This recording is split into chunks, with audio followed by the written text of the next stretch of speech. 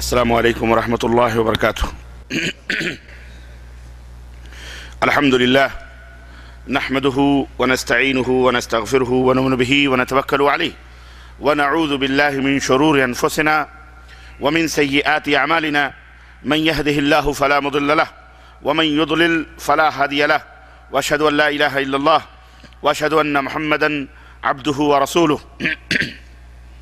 أما بعد، فإن خير الحديث كتاب الله وخير الهدي هدي محمد صلى الله عليه وسلم، وشر الأمور محدثاتها وكل محدثة بدعة وكل بدعة ضلالة وكل ضلالة في النار. قال الله تبارك وتعالى في كلامه المجيد: أعوذ بالله السميع العليم من الشيطان الرجيم، بسم الله الرحمن الرحيم. يا أيها الذين آمنوا اتقوا الله حق تقاته ولا تموتن إلا وأنتم مسلمون واعتصموا بحبل الله جميعا ولا تفرقوا. وقال تعالى في مقام آخر: لقد كان لكم في رسول الله أسوة حسنة. وقال تعالى: وما آتاكم الرسول فخذوه وما نهاكم عنه فانتهوا. وقال تعالى في مقام آخر: اتبعوا ما أنزل إليكم من ربكم ولا تتبعوا من دونه أولياء. اللهم صل على محمد وعلى آل محمد كما صليت على إبراهيم وعلى آل إبراهيم إنك حميد مجيد. اللهم بارك على محمد وعلى آل محمد كما باركت على إبراهيم وعلى آل إبراهيم إنك حميد مجيد. تمام قسم کی حمد و ثنا، کبریائی اور بڑائی اس اللہ عز و جل کے لیے لائق و زیبہ ہے جس نے ہمیں اور آپ کو پیدا فرمایا، اور بیش بہا درود و سلام اس ذات مبارکہ مطہرہ پر جن کا نام نامی اسم گرامی احمد مجتبیٰ محمد مصطفیٰ صلی اللہ علیہ وسلم. معزز علماء کرام، حاضرین عظام، سامعین کرام، نوجوان دوستوں، بزرگوں اور بھائیوں، آج بتاریخ 15 رجب المرجب 1432 ہجری مطابق 17 جون سن 2011 عیسوی کے اس پروگرام میں جو اسلامک دعوت سینٹر مبرز الاحساء والحفوف کے اس جامع مسجد کے اندر منعقد ہوا ہے، میں اس پروگرام میں اللہ عز و جل کے شکریے اور اس کے امتنان کے بعد اور اس کے حمد کے بعد اور صلات کے بعد میں دعوت سینٹر کے مدیر محترم اراکین کا تہ دل سے شکریہ ادا کرتا ہوں، اور اس جامع مسجد کے امام کا بھی شکریہ ادا کرتا ہوں جنہوں نے یہ حسین موقع ہمیں عنایت فرمایا اور یہ دیا کہ میں اپنے بھائیوں کے یہ روشن چہرے ایک دفعہ پھر دیکھ رہا ہوں. اور اسی طرح سے میں خصوصیت کے ساتھ اپنے فاضل گرامی قدر عزیز دوست بھائی شیخ نسیم حافظ نسیم احمد کا بھی تہ دل سے مشکور اور ممنون ہوں، جن کی مسلسل جد و جہد اور کوششوں سے آج یہ پروگرام اور آج یہ دن دیکھنے نصیب ہوئے ہیں. اللہ تبارک و تعالیٰ ان کی جد و جہد کو قبول فرمائے، اور اللہ اور رفعت اور بلندی اور اخلاص اور قوت عطا فرمائے، اور اللہ تعالیٰ قبولیت سے سرفراز فرمائے. اسی طرح آپ تمام حضرات کا بھی میں تہ دل سے شکریہ ادا کرتا ہوں کہ آپ جمعے کے بعد اپنے کاروبار کو چھوڑ کر، اپنے نیند کو، اپنے آرام کو تیاگ کر آپ یہاں اللہ کے گھر میں اللہ کا ذکر اس مبارک گھڑی میں، اس مبارک ساعت میں، جس کے بارے میں اللہ کے رسول صلی اللہ علیہ وسلم نے فرمایا کہ جمعے کے دن ایک گھڑی ایسی آتی ہے کہ اگر بندہ اللہ سے دعا کرے تو اس کی دعا رد نہیں کی جاتی. آؤ مل جل کر مبارک دن پہ، مبارک گھڑی میں اللہ سے دعا کریں مل جل کر کے کہ اللہ ہم سب کو صراط مستقیم عطا فرمائے اور اس کے اوپر چلنے کی توفیق عطا فرمائے. اور یہ دعا کریں کہ اللہم ارنا الحق حقا وارزقنا اتباعہ، اے اللہ ہمیں حق کو حق بتلا اور اس کے اوپر چلنے کی توفیق عطا فرما. وارنا الباطل باطلا وارزقنا اجتنابہ، اور اے اللہ ہمیں باطل کو، غلط کو، جھوٹ کو، فساد کو غلط دکھلا اور اس سے بچنے کی توفیق عطا فرما. اللہ ہم سب کی گردنوں کو جہنم سے آزاد فرمائے، ہمارے والدین کی گردنوں کو جہنم سے آزاد فرمائے، ہمارے اساتذہ اور ہمارے محسنین کی گردنوں کو جہنم سے آزاد فرمائے، ہمارے اعزہ، ہمارے قائد، ہمارے بھائی بہن، آل اولاد، ہمارے تمام دوست احباب کو جو مومن ہیں، موحد ہیں، اللہ تعالیٰ ان کی گردنوں کو جہنم سے آزاد فرمائے. اور جو بھٹکے ہوئے لوگ ہیں، گمراہ ہیں، بدعت و ضلالت کے اندھیروں میں ٹامک ٹنگیاں مار رہے ہیں، اور جو لوگ شیطان کے نرغے میں آ کر ادھر ادھر دین اسلام کے نام پر بہت ساری چیزوں میں مشغول ہیں، اللہ ان سب کو ہدایت عطا فرمائے، اللہ ان سب کو راہ راست عطا فرمائے، اللہ تعالیٰ ان سب کو اپنا محبوب بنائے، اللہ تعالیٰ ان سب کو جنت میں ہدایت دینے کے بعد جنت میں جگہ عطا فرمائے۔ یہ مبارک گھڑی، آمین یا رب العالمین، اللہ ہم سب کی ہمارے اٹھنے کو، بیٹھنے کو اور یہاں کی حاضری کو اللہ قبول فرمائے۔ یہی مقصد ہوتا ہے، پروگراموں کا مقصد جو ہوتا ہے در حقیقت یہی ہوتا ہے، تعلیم، تعلم، سیکھنا اور سکھلانا۔ دروس، محاضرات، لیکچرز، کانفرنس، سیمینار، ندوات، جلسے، جو کچھ بھی ہیں، ان کا مین مقصد یہ ہوتا ہے کہ تاکہ مسلمانوں کے دلوں کو قرآن و سنت کی روشنی سے منور و مجلہ کیا جائے۔ شیطان جو 24 گھنٹے ان کے رگوں کے اندر دوڑتا رہتا ہے اور مسلسل اس کی کوشش رہتی ہے کہ اس ایمان کو کسی طرح سے سلب کر لیں، اس کے نور کو کسی طرح سے بے نور کر دیں، اس کی روشنی چھین لیں اور اس کو گمراہ کر دیں، مرتد کر دیں، مشرک بنا دیں، کچھ نہ کر سکیں تو بدعتی بنا دیں، بدعتی نہ بنا سکیں تو کم از کم ایسے اعمال کے اندر اس کو مشغول کر دیں جس میں کوئی اجر اور ثواب نہیں، یا ایسے اعمال کے اندر ملوث کر دیں کہ جو شرکیہ اعمال ہیں، جو اللہ کی ناراضگی کا اور اللہ کے غضب کا سبب ہیں۔ شیطان کی مسلسل یہ جد و جہد ہوتی ہے، اسی لیے اللہ تعالیٰ نے قرآن کریم میں کیا فرمایا؟ ان الشیطان لکم عدو مبین، ان الشیطان لکم عدو مبین، کہ یقیناً شیطان تمہارا کھلا ہوا دشمن ہے، بالکل واضح دشمن، ایسا دشمن نہیں جو چھپا ہوا ہے، ہاں وہ کھلا ہوا دشمن ہے، تمہارے سامنے ہے، تمہارے آگے، تمہارے دائیں، تمہارے پیچھے، مسلسل وہ لگا ہوا ہے کہ کسی طرح سے اس کو گمراہ کریں، کسی طرح سے اس کو اللہ سے دور کر دیں۔ اس لیے اللہ تبارک و تعالیٰ نے قرآن کریم میں یہ حکم دیا ہے، اتبعوا ما انزل الیکم من ربکم، اے میرے بندو اتباع کرو ان باتوں کی، ما انزل، جو باتیں اتاری گئی ہیں، جو باتیں، ہاں انزال کہتے ہیں اتارنے کو، ہاں آپ گاڑی پہ بیٹھے انزل، اترو، عربی میں ہے کہ نہیں؟ سمجھا کرو عربی، عرب میں رہتے ہوئے عربی سمجھا کرو، تاکہ ہمارے ہاں وہ گونگے بہرے جاہل جو ترے لگا کے اپنے آپ کو بہت بڑا عربی داں سمجھتے ہیں، جاہل ہوتے ہیں، اللہ انہیں بھی، مولویوں کی بات کر رہا ہوں میں، مولویوں پہ میرا نزلہ بڑا زبردست گرتا ہے نا، اس کی وجہ یہ ہے کہ یہ اگر سدھر جائیں تو نبی کی امت سدھر جائے گی انشاءاللہ تعالی، ان کے وکیل سدھر جائیں تو ملک سدھر جائے، مولوی سدھر جائے تو پبلک سدھر جائے، ہے کہ نہیں؟ یہ اصل چیز ہے، کیونکہ وکیل ملک کے کانسٹیٹیوشن کا وہ ہوتا ہے، جانکار ہوتا ہے، اور اس کو جیسے چاہتا ہے سفید کالا اپنی مرضی سے کرتا ہے اور لوگوں سے پیسے اینٹتا ہے، کھاتا ہے، اور مولوی بھی اسلامک لا کا جانکار ہوتا ہے، ہاں اس لیے وہ جیسے چاہتا ہے گھماتا ہے اس کو۔ اب آپ یہ کہتے تو تم بھی تو مولوی ہو، بے شک ہے، مجھے یہ ڈر نہیں ہے کہ آپ مجھ سے کہہ سکتے ہو تم بھی تو جھوٹ بول سکتے ہو، بے شک ہم بھی جھوٹ بول سکتے ہیں، ہم سے بھی غلطیاں ہو سکتی ہیں، خطائیں ہو سکتی ہیں، لیکن میرے عزیزو ہم یہ نہیں کہتے میری مانو، ہم کیا کہتے ہیں؟ اتبعوا ما انزل الیکم من ربکم، جو رب نے کہا کہ ان باتوں کی اتباع کرو، پیروی کرو جو اتاری گئی ہیں تمہارے رب کی طرف سے، ولا تتبعوا من دونہ اولیاء، اور اللہ کے سوا جو اللہ کے علاوہ لوگ ہیں کہ اور کسی دوسرے اولیاء کی اتباع اور پیروی نہ کرو۔ اللہ تبارک و تعالیٰ نے اپنے نبی کو کیوں بھیجا؟ صرف 23 برس کے لیے بھیجا یا 100 برس کے لیے بھیجا یا صحابہ ہی کے لیے بھیجا بس؟ اس کے بعد اللہ کے نبی امام نہیں ہے، اللہ کے نبی رسول نہیں ہے؟ یہ جس کا عقیدہ ہے میں سمجھتا ہوں اپنا مقدر جہنم بنا لے۔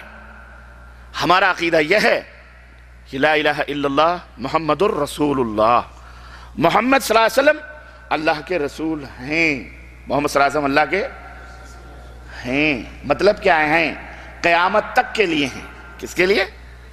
ہاں قیامت تک کے لیے، قیامت تک کے لیے، صرف صحابہ کرام تک کی زندگی کے لیے نہیں تھے، 100 برس کے لیے نہیں تھے، 200 برس کے لیے نہیں تھے، بلکہ جب تک چاند اور سورج باقی ہیں اور رہیں گے، جب تک یہ زمین اور آسمان کے سیارے گردش میں رہیں گے، جب تک شام و سحر آتے جاتے رہیں گے، جب تک رات اور دن آپس میں باریاں تبدیل کرتے رہیں گے، جب تک یہ دنیا متحرک رہے گی، جب تک قیامت نہیں آئے گی، تب تک کے لیے ہمارے نبی، ہمارے رسول محمد صلی اللہ علیہ وسلم اللہ کے رسول ہیں۔ آپ کی رسالت کا ڈنکا، آپ کی امامت کا ڈنکا، آپ کی نبوت کا ڈنکا، آپ کی تعلیمات کی روشنی قیامت کی صبح تک کے لیے ہے، 1 گھنٹہ 2 گھنٹہ 1 سال 2 سال 100 برس 30 برس کے لیے نہیں، اور نہ ہی جس طرح آپ کی رفعت اور آپ کا مقام آپ کی زندگی میں تھا، ایسے ہی رفعت اور ایسے ہی مقام اور ویسے ہی رتبہ قیامت تک کے لیے اللہ کے حبیب صلی اللہ علیہ وسلم کا جاری اور ساری رہے گا۔ یہ نہیں کہ حلوے کھانے ہیں تو زندہ کر لو، ہاں حلوے کھانے ہیں، میلاد پڑھنی ہے، جلوس نکالنے ہیں تو نبی کو زندہ کر لو، کہ نبی حاضر ہیں، زندہ ہیں، ہاں نبی کو زندہ کر لو۔ اور جب عمل کرنا ہے، جب عمل کرنا ہو، نبی تو چلے گئے، اب ہمارے امام ہیں، تب اماموں کو زندہ کر لو۔ چت بھی مولوی کی، پٹ بھی مولوی کی، ایسا نہیں چلتا۔ ہمارے نبی کی امامت کا سکہ جس طرح آپ کی زندگی میں رواں دواں تھا، ہمارا ایمان اور عقیدہ ہے ہم اہل السنہ والحدیث کا، کہ قیامت تک کے لیے آپ کی امامت کا سکہ چلے گا۔ ارے امامت کا سکہ چلے گا، نبوت کا سکہ چلے گا، رسالت کا سکہ چلے گا، میاں امتی تو امتی ہے۔ ہمارا ایمان اور عقیدہ ہے اگر موسیٰ بھی زندہ ہو کر کے آ جائیں، اگر عیسیٰ بھی زندہ ہو کر کے آ جائیں، ان کی نبوت کا سکہ نہیں چل سکتا، ان کی امامت کا سکہ نہیں چل سکتا، ان کی قیادت کا سکہ نہیں چل سکتا۔ چلے گا امامت اور نبوت اور رسالت کا سکہ چلے گا تو پیغمبر اسلام خاتم النبیین حضرت محمد الرسول اللہ صلی اللہ علیہ وسلم کا سکہ چلے گا۔ یہ ہمارا ایمان ہے۔ ہم نے نبی کو امام مانا، ہم نے نبی کے مقابلے میں کسی کو امام ماننا گوارا۔ جس طرح میرے اللہ کا کوئی ہمسر نہیں، میرے اللہ کا کوئی ثانی نہیں، ایسے ہی میرے رسول اللہ کا بھی کوئی ہمسر اور کوئی ثانی بولو نہیں۔ یہ ہمارا عقیدہ ہے، یہ ہم اہل السنہ ہیں، سنی نہیں ہیں ہم۔ سنی کون سا لفظ ہے؟ سنی سن کر کے جو مسلمان ہوا کون ہے؟ سنی، بس سن کا سنی، سن سے ہی سنی بنتا ہے۔ نام بھی رکھا تو غلط رکھا، اور توفیق اللہ کیسے دے غلط والوں کو؟ اللہ سچے لوگوں کو ہدایت دیتا ہے۔ ہدی للناس، اللہ تعالیٰ قرآن میں لام میم ذالک الکتاب لا ریب فیہ ہدی للمتقین، جو اللہ کا خوف رکھیں گے انہی کو ہدایت ملتی ہے۔ سنت سے سنی نہیں ہوتا، نہیں سمجھ میں بات ہے۔ بدعت سے بدعی ہوتا ہے کہ بدعتی ہوتا ہے؟ بولو بدعتی ہوتا ہے۔ سنت بدعت سے کیا ہوتا ہے؟ بدعتی۔ سنت سے کیا ہوتا ہے؟ سنتی۔ سنت سے سنی نہیں ہوتا، سن سے سنی ہوتا ہے۔ کس سے؟ سن سے سنی ہوتا ہے۔ یہ نقطہ بھی ذہن میں رکھنا، کام آئے گا کہ نام بھی غلط رکھے ہوئے ہیں۔ تو ہم سنتی لوگ ہیں، اہل السنہ والجماعہ، جنہوں نے قسم کھائی ہے کہ عمل کریں گے تو پیغمبر اسلام حضرت محمد الرسول اللہ صلی اللہ علیہ وسلم کی احادیث صحیحہ پر عمل کریں گے۔ ہمیں لاؤ، کوئی جھگڑا نہیں، کوئی اختلاف نہیں، کوئی فساد نہیں۔ رجب المرجب کا مہینہ ہے، یہ معلوم ہے اشہر، اس کے فضائل میں ایک فضیلت یہ بھی ہے، یہ اشہر حرم، وہ مہینے 12 مہینے، جن 12 مہینوں میں اللہ نے 4 مہینوں کو بڑا ہی معزز اور محترم اور حرمت والا مہینہ قرار دیا ہے۔ حرام مہینوں میں، یعنی جس کے اندر جنگ کرنا، لڑائی کرنا، گالی، یہ جو سب ہر وقت حرام ہے، لیکن بالخصوص خصوصیت کے ساتھ ان 4 مہینوں کو اللہ تعالیٰ نے خصوصیت عطا فرمائی ہے کہ جھوٹ بولنا، چوری کرنا، چکاری کرنا، بدماشی کرنا، غیبت کرنا، چغلی کرنا، مار پیٹ کرنا، لڑائی کرنا، فتنہ کرنا، فساد کرنا، یہ 4 مہینے وہ تھے کہ کفار و مشرکین بھی اس کی قدر کرتے تھے۔ 3 مہینے مسلسل ہیں، ذی قعدہ، ذی الحجہ اور محرم الحرام، یہ 3 مہینے۔ اور چوتھا مہینہ کون سا مہینہ ہے؟ رجب کا مہینہ ہے۔ اتنا مقدس، اتنا معتبر، اتنا معزز مہینہ، لیکن شیطان، اللہ اس کے اوپر لعنت ہو کروڑا کروڑ، بولو آمین۔ شیطان کے اوپر تو لعنت بھیجا کرو، اعوذ باللہ کہا کرو، ہاں اللہ کی لعنت ہو اس خبیث کے اوپر کہ اس نے اپنے ساتھی، اپنے دوست ایسے پیدا کر لیے کہ اس مہینے میں بھی لوگوں نے ایسی ایسی بدعتیں ایجاد کر لی، ایسے ایسے عقیدے اختیار کر لیے، ایسے ایسے اعمال گڑھ لیے کہ علامہ والحفیظ۔ رجب شروع ہوتا ہے جناب علی، رجب کے پہلے ہی ہفتے میں مردوں کی عید منائی جاتی ہے، سمجھ جاؤ، ہے نا؟ پہلے ہی ہفتے میں جناب علی عرس اور میلے کی ابتدا اور آغاز ہو جاتی ہے ہمارے ملکوں میں، ہندوستان ہو کہ پاکستان ہو، اور وہ دھما چوکڑی بنائی جاتی ہے کہ آپ حضرات اس سے واقف نہیں ہیں۔ قبروں کو دھویا جاتا ہے، کنٹنوں کیوڑوں سے، گلاب سے چادریں چڑھائی جاتی ہے، حکومت کی فلاں کی ڈھکاں کی فلانے وزیر کی فلانے منسٹر کی فلانے امیر کی چادر جا رہی ہے اور وہاں چڑھائی جاتی ہے، قوالیاں، ڈھونگ دھتورے، جو کچھ بھی ہوتا ہے، آغاز ہی سے ابتدا ہو جاتی ہے، اس کی شروعات ہو جاتی ہے بدعت سے۔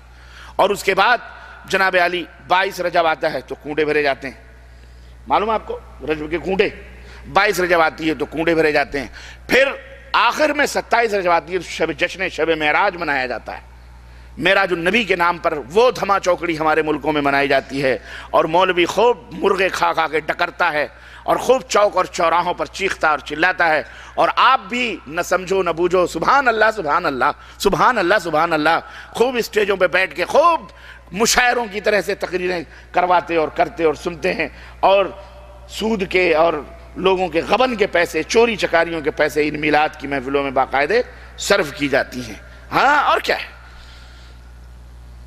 تو یہ پورا مہینہ جو اشہر حرم میں سے ہے، جو حرام ہے، جس کے اندر فساد، فتنہ، برائی اور شرک تو سب سے بڑی برائی ہے، لیکن اس مہینے کو بھی شرک کے اندر ڈبو دیا گیا، پورا 1 تاریخ سے لے کر کے 29 یا 30 تاریخ تک غرق کر دیا گیا شرک۔ میرے عزیزوں، میں بھی بتاؤں گا کہ کس طرح سے شیطان نے امت محمدیہ صلی اللہ علیہ وسلم کے کچھ لوگوں کو گمراہ کیا ہے، میں بھی بتاؤں گا۔ اس سے پہلے آپ ایک بنیاد سمجھ لیں، ایک اساس سمجھ لیں، ایک منہج سمجھ لیں۔ جب آپ وہ منہج سمجھ جائیں گے، اسلام کا جو منہج ہے، جو اس کی بنیاد ہے، تو انشاءاللہ تبارک و تعالی بہت ساری باتیں آپ کے لیے آسان ہو جائیں گی۔ موقع زندگی میں بار بار نہیں آتے، اللہ نے یہ حسین موقع عطا فرمایا ہے، آپ کے بیچ میں ہم بیٹھے ہیں، علماء بیٹھے ہیں الحمدللہ، اور اس کے بعد سوال و جواب کا بھی موقع ہوگا، اور آپ سوال کے ذریعے سے اپنے شکوک اور شبہات اور جو ڈاؤٹس ہیں اسے رفع بھی کر سکتے ہیں، ختم بھی کر سکتے ہیں۔ پہلے کچھ اساس سمجھ لیں، بنیاد سمجھ لیں کہ آپ جو مسلمان ہیں تو ایک مسلمان کے لیے کیا ضروری ہے، راہ حق کو پانے کے لیے کیا اساس ہے، کیا منہج ہے، کیا بنیاد ہے، کیسے آپ حق اور باطل کے درمیان فرق کر سکتے ہیں۔ آپ مارکیٹ میں جاتے ہیں، آپ کا دوست پڑھا لکھا ہے، کہتے ہیں بھائی میرے ساتھ چلو، مجھے یہ سامان خریدنا ہے۔ دوست نے کہا یار مجھے فرصت نہیں ہے، آپ ہی چلے جاؤ۔ بولے یار مجھے پڑھنا لکھنا ہے، یار میں کیا کروں، میں کیسے سمجھوں گا کہ یہ مال میڈ ان چائنا ہے، یہ مال میڈ ان جاپان ہے، یہ میڈ تائیوان ہے۔ اگر وہ آپ کی مدد کرتا ہے، آپ کے ساتھ جاتا ہے، تو آپ بخوشی جا کر کے سامان اوریجنل پڑھ لکھ کر کے لے آتے ہیں۔ لیکن اگر آپ کو نہیں معلوم ہے تو وہ نشانی بتائے گا، ایسا ہے، ایسا کرنا، ویسا کرنا، فلاں سے پوچھ لینا، ڈھکاں سے پوچھ لینا، اس کی تحقیق کر لینا، ایسے نہیں جانا، کیونکہ چائنا نے پوری مارکیٹ کے اوپر قبضہ کیا ہوا ہے اور علم گلم مال ڈال کے جاپان کے ساتھ مکس کر کے بیچ رہے ہیں، لوگ فراڈ کر رہے ہیں۔ تو آپ ہر چیز میں ہاتھ ڈالتے ہوئے ڈرو گے کہ نہیں ڈرو گے؟ خریدتے ہوئے ڈرو گے، یار پتہ نہیں دھوکہ دے ہے کہ نہیں؟ اب آپ نے دیکھا کہ ایک بڑا ہی آدمی داڑھی اڑی رکھے ہوئے، پگڑی اڑی باندھے ہوئے، ہاتھ میں تسبیح وسبیح، نماز کے گھٹے وٹے پیشانیوں بنے ہوئے بیٹھا ہوا دکان کے اوپر۔ آپ نے کہا بھائی یہ آدمی تو بڑا پاک باز لگ رہا ہے۔ گئے اور آپ نے کہا کہ حضرت مجھے ایک ٹیپ ریکارڈ چاہیے، ایک موبائل چاہیے، میڈ ان چائنا نہیں، میڈ ان جاپان چاہیے۔ اب اس نے اٹھا کر کے وہ مال دے دیا، کہا بیٹا یہ لے کے جا، یہ بہت ہی معتبر مال ہے، میڈ ان جاپان ہے۔ تو آپ پڑھنا لکھنا نہیں جانتے، یا آپ جانتے ہیں، دونوں شکلیں ہیں۔ اگر آپ جانتے ہیں تو ایسے ہی لے لیں گے، اٹھا کر کے جیب میں ڈال لیں گے، یا باقاعدہ اس کو دیکھیں گے کہ چچا کہاں لکھا ہوا ہے اس میں میڈ ان جاپان، کہیں لکھا ہوا تو کچھ نظر نہیں آ رہا ہے نا؟ تو اگر لکھا ہوا تو وہ اگر معتبر ہے کہے گا دیکھو یہاں بیٹا یہاں لکھا ہوا میڈ ان جاپان۔ بھلے اس وقت آپ کو پڑھنا نہ آئے، لیکن اتنی جرات کے ساتھ وہ بول رہا ہے تو آپ مان لو گے کہ ہاں یار چلو صحیح ہے۔ پھر بھی آپ کے دل کے اندر شکوک و شبہات رہیں گے، آپ کہیں گے اچھا چاچا اگر یہ میڈ ان جاپان ہے میں لے کے جا رہا ہوں، اگر ہوگا تو رکھ لوں گا، نہیں ہوگا تو میں 1 گھنٹے میں یا کل میں واپس کر سکتا ہوں۔ ہاں کوئی بات نہیں، جاؤ واپس کر دینا، کوئی مسئلہ نہیں، جاؤ۔ آپ آئے، آپ کے دوست کو آپ نے دکھایا کہ میڈ ان جاپان، اس نے کہا ہاں یار میڈ ان جاپان لکھا ہے، خلاص اوکے صحیح۔ لیکن اگر اس نے یہ کہہ دیا یار اس پہ میڈ ان چائنا لکھا ہے، تیرے کو الو بنایا، اس چاچا نے تیرے کو کیا بنایا ہے؟ اب بتائیں آپ کی نظر میں اس کی تسبیح، اس کی نماز کا گھٹا، اس کا بظاہر وہ ترا، وہ ٹوپی، وہ امامہ، وہ پگڑی، وہ اس کا لباس، آپ کی نظر میں کیا حیثیت ہوگی اس کی؟ آپ خود صبح آپ کو سفر کرنا ہے اور اس نے آپ کو الو بنا دیا، کیونکہ آپ نے اپنی آنکھوں سے دیکھ لیا، دوست نے آپ کو بتا دیا یہ میڈ ان چائنا لکھا ہوا ہے، میڈ ان جاپان نہیں لکھا ہے۔ آپ پہنچ کر کے آپ کو اتنا غصہ آئے گا کہ پکڑ کر کے اس کو فوراً 2-3 جھاپڑ دے دینا، یا پکڑ کر کے اس کو اٹھا دے، کہہ دینا مردود آدمی یہ پگڑ باندھ کے دھوکہ دے رہا ہے تم۔ کہو گے کہ نہیں کہو گے؟ میں نے ایک مثال دی ہے سمجھانے کے لیے، میں نے یہ نہیں کہا کہ اگر جا کر کے مار پیٹ کرو، نہیں، مثال دی ہے سمجھانے کے لیے۔ میرے عزیزو، 10 ٹکے کے سامان کے لیے آپ اتنے غیرت مند ہو گئے اور آپ کے اندر اتنا جوش اور جذبہ آ گیا کہ دھوکہ دینے والے کو 2 تماچا مار دیں گے، اور وہ جنت جس کے آپ متمنی ہیں، جس کے لیے آپ روتے ہو، جس کے لیے آپ اللہ کے لیے سجدے کرتے ہو، جس کے لیے آپ گڑ گڑاتے ہو، جس کے لیے آپ توبہ کرتے ہو، جس کے لیے بہت کچھ محنتیں اور جد و جہد کرتے ہو، اگر آپ کو معلوم ہو جائے کہ کسی نے اس جنت سے آپ کو محروم کرنے کے لیے آپ کو غلط راستے پہ ڈال دیا ہے، بتاؤ آپ کو تکلیف ہونی چاہیے کہ نہیں ہونی چاہیے؟ ہوگی کہ نہیں ہوگی؟ لیکن نہیں ہوتی، میں کہتا ہوں نہیں ہوتی۔ کیوں؟ شیطان نے آپ کے دماغوں میں یہ بھی ایک بات ڈال رکھی ہے، اگر یہ بات کہتا ہے تو وہ بھی تو مولوی ہے، وہ بھی تو عالم ہے، وہ بھی تو ہمارے باپ داداؤں سے چلا آ رہا ہے، تیرے باپ کو دیکھ، تیرے دادا کو دیکھ، تیرے پردادا کو دیکھ، ارے وہ سب جہنم میں چلے جائیں گے، تو ہی ایک جنتی ہے، نئے مولوی ہے، نئے مسئلہ، نئے فتوے۔ شیطان نے یہ ٹگر پہ ڈال دیا۔ اب وہاں آپ کی نظر میں دنیا کی وقت آخرت کے مقابلے میں زیادہ ہو گئی، آپ نے دنیا کمانے کے لیے 10 ٹکے کے لیے تو آپ نے بڑا پورا جوش جذبہ لگا دیا، لیکن آخرت کے لیے آپ کو شیطان نے تھپکیاں دے کے سلا دیا۔ نہیں میرے عزیزو، ایسا نہیں ہونا چاہیے، بلکہ والآخرۃ خیر لکم، آخرت تمہارے لیے بہت ہی بہتر ہے۔ اگر تمہیں علم ہو تو آخرت تمہارے لیے سب سے قیمتی ہے۔ یہ اللہ رب العزت نے جو زندگی دی ہے، یہ زندگی کسی بھی طرح سے گزر جائے گی، چاہے فریج کا پانی پیو، چاہے مٹکے کا پانی پیو، چاہے کنویں کا پانی پیو، چاہے نل کا پائپ کا پانی پیو، چاہے آپ گڈھے اور تالاب کا پانی پیو، زندگی گزارنے والے گزار لیتے ہیں مختلف نوع طریقے سے۔ کوئی بلڈنگوں میں رہتا ہے، کوئی محلوں میں رہتا ہے، کوئی ایسیوں میں رہتا ہے، کوئی ہاتھوں سے پنکھے جھل کر، کوئی پتوں سے جھل کر کے اپنی صحت کو برقرار رکھتا ہے یا اپنی زندگی گزار لیتا ہے۔ یہ دنیا مختلف انداز سے گزر جاتی ہے، گزر جائے گی، لیکن یاد رکھو آخرت میں صرف دو ہی راستے ہیں بس، یا تو عیش و عشرت کی زندگی ہوگی اور یا تو دکھوں سے بھری ہوئی زندگی ہوگی، وہاں تیسری زندگی کا کوئی تصور نہیں۔ اس کو بنانے کے لیے ہمارا پیغام، ہماری دعوت، ہماری جد و جہد، ہماری محنت اس کو بنانے کے لیے ہے، یہ دنیا بنانے کے لیے نہیں ہے۔ دنیا بنانے کے لیے آپ مجھ سے زیادہ ہوشیار ہیں، آپ مجھ سے زیادہ علم والے ہیں، آپ مجھ سے زیادہ جانکار ہیں، آپ مجھ سے زیادہ ذہن رکھنے والے، فکر رکھنے والے، سوچ رکھنے والے ہیں، آپ مجھ سے زیادہ رائے اور اچھے سے اچھے ڈیسیژن لینے والے، مشورے دینے والے لوگ موجود ہیں۔ لیکن آخرت، ہماری دعوت، ہمارا پیغام اس دنیا کو بنانے کے لیے نہیں ہے بلکہ آخرت کے لیے ہے۔ اور ہمارا یہ عقیدہ ہے، کیونکہ ہمارے نبی کا یہ فرمان ہے کہ اے لوگو، اگر دنیا آخرت کے ساتھ، آخرت کی فکر کے ساتھ حاصل کرو گے تو اللہ دنیا بھی عطا فرمائے گا اور آخرت کی بھی نعمت عطا فرمائے گا۔ لیکن اگر دنیا کو صرف دنیا کے لیے حاصل کرو گے، آخرت کی فکر نہیں ہوگی، تو پا بھی سکتے ہو، محروم بھی ہو سکتے ہو دنیا کی نعمتوں سے۔ اس لیے میرے عزیزو، ہمارا پیغام یہ ہے، ہماری دعوت یہ ہے کہ دنیا بھی حاصل کرو، آخرت کی فکر کے ساتھ، آخرت کے بنانے کے ساتھ۔ یہ کوششیں، یہ جد و جہد، یہ صرف آخرت کی دعوت کے لیے، آخرت کو بنانے کے لیے، جہاں صرف 2 زندگی، نہ ہم جہنم میں جانا چاہتے ہیں نہ آپ جہنم میں جانا چاہتے ہو۔ اس لیے آپ کی بھی ذمہ داری ہے کہ جہنم کے راستوں کی معرفت حاصل کرو، جنت کے راہوں کی بھی معرفت حاصل کرو، تاکہ جہنم میں نہ جاؤ، جنت کی طرف جاؤ۔ آپ کی بھی ذمہ داری ہے کہ صرف میری باتوں پہ بھروسہ مت کرو، بلکہ اس کی تحقیق کرو، جستجو کرو، 1 نہیں 10 سے پوچھو، کیونکہ آپ کی قیمتی شے جنت ہے جسے آپ حاصل کرنا چاہتے ہیں۔ ما لا عین رات ولا اذن سمعت ولا خطر علی قلب بشر، وہ نعمت عظیم، وہ نعمت عظمیٰ جن کے بارے میں اللہ نے فرمایا کہ نہ کسی آنکھ نے دیکھا، نہ کسی کان نے سنا، نہ کسی بشر کے دل پر اس کا کبھی خطرہ گزر بھی ہو سکتا ہے، تصور نہیں کر سکتا۔ ہم نے وہ نعمتیں اپنے نیک بندوں کے لیے تیار کر کے رکھی ہیں۔ اللہ ہم سب کو جنت میں جگہ عطا فرمائے، آمین یا رب العالمین۔ میرے عزیزو، اس جنت کو پانے کے لیے، اور وہ جہنم جو گنہگاروں مجرموں کی جگہ ہے، اس جہنم سے اللہ تعالی ہم سب کو محفوظ رکھے، ہمارے ماں باپ کو محفوظ رکھے، ہمارے آل اولاد کو محفوظ رکھے۔ میرے عزیزو، اللہ سے ڈرو۔ ہمارا پیغام، ہماری دعوت یہ ہے، آپ تحقیق کرو، جستجو کرو، آنکھ بند کر کے صرف دنیا دنیا دنیا دنیا دنیا کے چکروں میں نہ رہو، تحقیق کرو۔ کوئی بھی اگر اللہ کی رسول کی بات بتانے کے نام پر آپ کو کوئی مسئلہ بتاتا ہے، آپ کو کوئی حکم بتاتا ہے، آپ کا یہ فرض بنتا ہے کہ گریبان پکڑ کر پوچھو کہ جناب عالی، آپ نے جو مسئلہ بتایا ہمیں بتاؤ، قرآن میں کہاں ہے، نبی کے فرمان میں کہاں ہے؟ آپ کا حق ہے، یہ راستہ ہے، یہ منہج ہے، صحیح راستہ ڈھونڈنے کا طریقہ ہے، تب تم راستہ پاؤ گے۔ کوا کان لیے جا رہا ہے، آپ کوے کے پیچھے دوڑتے جائیں اور اپنا کان ٹٹولیں نہیں، یہ احمقوں کی بات ہے، یہ بدھو اور بیوقوف لوگوں کا طریقہ ہے، عقل مندوں کا طریقہ یہ نہیں ہے۔ کسی نے شور مچایا، کوا کان لیے جا رہا ہے، تو عقل مند کیا کرتا ہے؟ پہلے اپنا کان ٹٹولتا ہے، دیکھتے میرے کان ہیں بھائی، کلانے تو کسی کا لے کے جا رہا ہوگا، جس کے نہیں ہے وہ دوڑے۔ آپ اور ہم سب دوڑے جا رہے ہیں اسی کے پیچھے، بیوقوف ہیں۔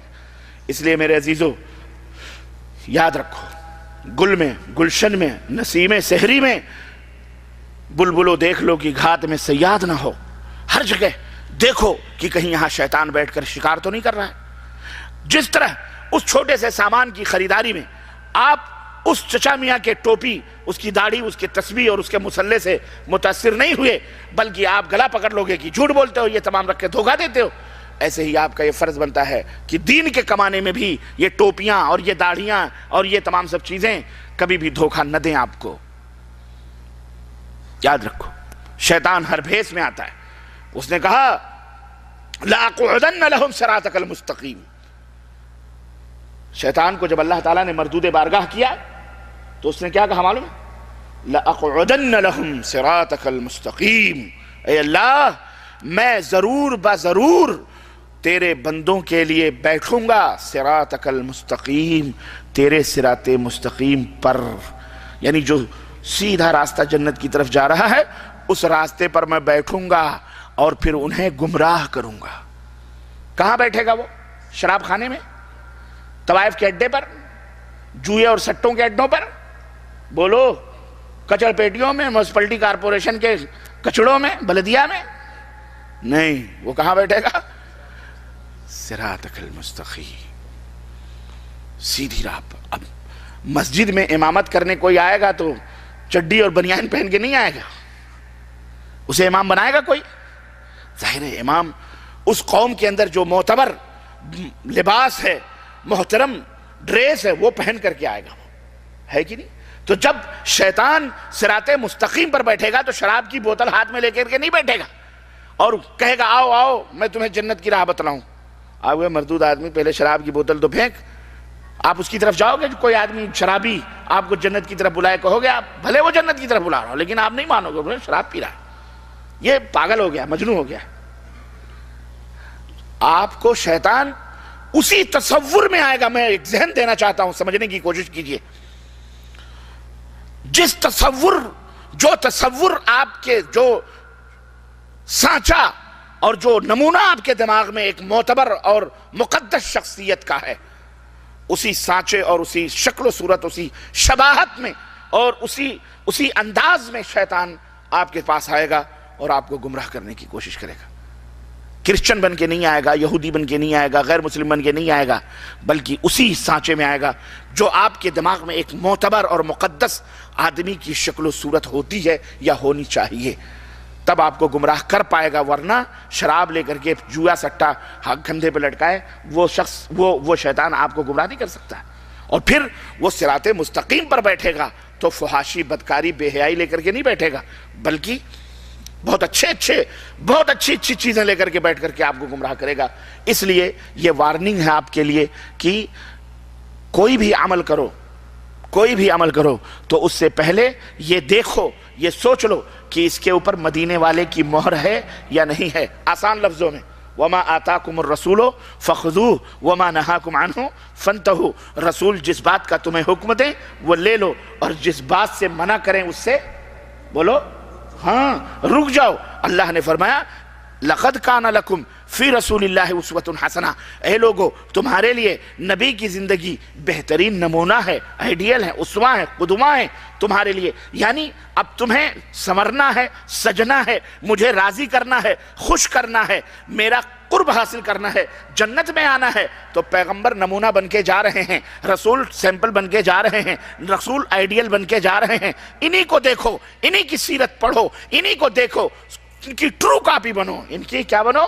فوٹو کاپی بنو، ان کی ٹرو کاپی بنو۔ یہ نماز کیسے پڑھ رہے ہیں، یہ روزہ کیسے رکھ رہے ہیں، کیوں؟ اللہ کو سب سے زیادہ جاننے والے وہی ہیں، اللہ سے سب سے زیادہ ڈرنے والے وہی ہیں، اللہ کے احکام کو سب سے زیادہ جاننے والے وہی ہیں، مزاج الوہیت کو سمجھنے والے، مزاج الوہیت کو زیادہ تر مزاج رسالت ہی سمجھ پاتا ہے۔ تو اللہ کے مزاج کو، اللہ کی سوچ کو، اللہ کے احکام کو، اللہ کے اوامر کو، اللہ کے نواہی کو، اللہ کی مرضیات کو، اللہ کی چاہتوں کو، اللہ کی خواہشوں کو، اللہ کی رغبتوں کو، اللہ کی تمام مرادوں کو سمجھنے کے لیے رسول بھیجے جا رہے ہیں، پیغمبر بھیجے جا رہے ہیں، نبی بھیجے جا رہے ہیں، اور حکم دیا جا رہا ہے انہی کے پیچھے پیچھے چلو، یہ ان کی ٹرو کاپی بنو۔ یہ جیسا کہیں گے وَمَا آتَاكُمُ الرَّسُولُ فَخُذُوهُ، یہ جو بات کہہ رہے ہیں اس کو من وعن تسلیم کر لو، اور جن باتوں سے یہ منع کر رہے ہیں ان سے رک جاؤ۔ ان کی مخالفت کرو گے، ان کی مخالفت کرو گے، ان کی زندگی میں بھی، ان کے مرنے کے بعد بھی، تو سنو، یاد رکھو تمہارا وَمَن يُشَاقِقِ الرَّسُولَ مِن بَعْدِ مَا تَبَيَّنَ لَهُ الْهُدَى وَيَتَّبِعْ غَيْرَ سَبِيلِ الْمُؤْمِنِينَ نُوَلِّهِ مَا تَوَلَّى وَنُصْلِهِ جَهَنَّمَ وَسَاءَتْ مَصِيرًا، کہ میرے رسول ہدایت جا رہے ہیں، اگر ان کی معصیت کر کے، ان کی مخالفت کر کے ایذا پہنچاؤ گے، تکلیف پہنچاؤ گے، اور جو مومنین کا راستہ ہے اسے چھوڑ کر کسی اور راستے پہ جاؤ گے، تو رب کیا کہہ رہا ہے؟ ہدایت واضح ہو چکی ہے، تمہیں بتلا دیا گیا ہے کہ قرآن کی آیات یہ ہیں، نبی کی روایات یہ ہیں، دونوں واضح کر دی گئی ہیں۔ اس کے بعد بھی مومنوں کے ان راستوں کو چھوڑ کر تم نے اپنی مرضی کا راستہ یا کسی کا بتلایا ہوا راستہ اپنایا ہوا ہے، تم نے خود سے بنا کر کے ان راستوں پہ چلنا شروع کیا ہے۔ رب فرما رہا ہے نُوَلِّهِ مَا تَوَلَّى، میں انہی راستوں پر ان کو ڈال دوں گا، وَنُصْلِهِ جہنم، اور اسی راستے سے ان کو جہنم میں ڈالوں گا، وَسَاءَتْ مَصِيرًا، اور جہنم کتنا برا ٹھکانہ ہے۔ سمجھ میں بات آ رہی کہ نہیں آ رہی؟ توجہ ہے کہ نہیں توجہ ہے؟ یہ شہادت گہے الفت میں قدم رکھنا ہے۔ لوگ آسان سمجھتے ہیں مسلمان ہونا، یاد رکھو اللہ کی ربوبیت کو تسلیم کر لینا، اللہ کی الوہیت کو تسلیم کر لینا، اللہ کے اسماء صفات کو تسلیم کر لینا، یہ ایمان کی علامت نہیں ہے، بلکہ ایمان کی علامت یہ بھی ہے کہ محمد الرسول اللہ صلی اللہ علیہ وسلم کی رسالت کو اسی طرح تسلیم کرو جس طرح رب کی عبادت، ربوبیت اور الوہیت اور اس کے اسماء صفات کے اوپر تمہارا ایمان۔ جس طرح رب کی عبادت میں کوئی شریک نہیں ہو سکتا، کوئی ساجیدار نہیں ہو سکتا، کوئی پارٹنر نہیں ہو سکتا، ایسے میرے نبی کی رسالت میں بھی کوئی شریک ہو سکتا، ان کی امامت میں بھی کوئی پارٹنر نہیں کر سکتا، ان کا بھی کوئی ہمسر، ان کے بھی مقام اور رفعت کا کوئی ہو سکتا۔ اللہ رب نے تو وہ مقام عطا فرمایا ہے کہ یہی معراج کے مہینے میں، شب معراج میں، اللہ تبارک و تعالیٰ نے اپنے نبی کو امامت کبریٰ کا تاج عطا فرمایا۔ نبی کیا فرماتے ہیں؟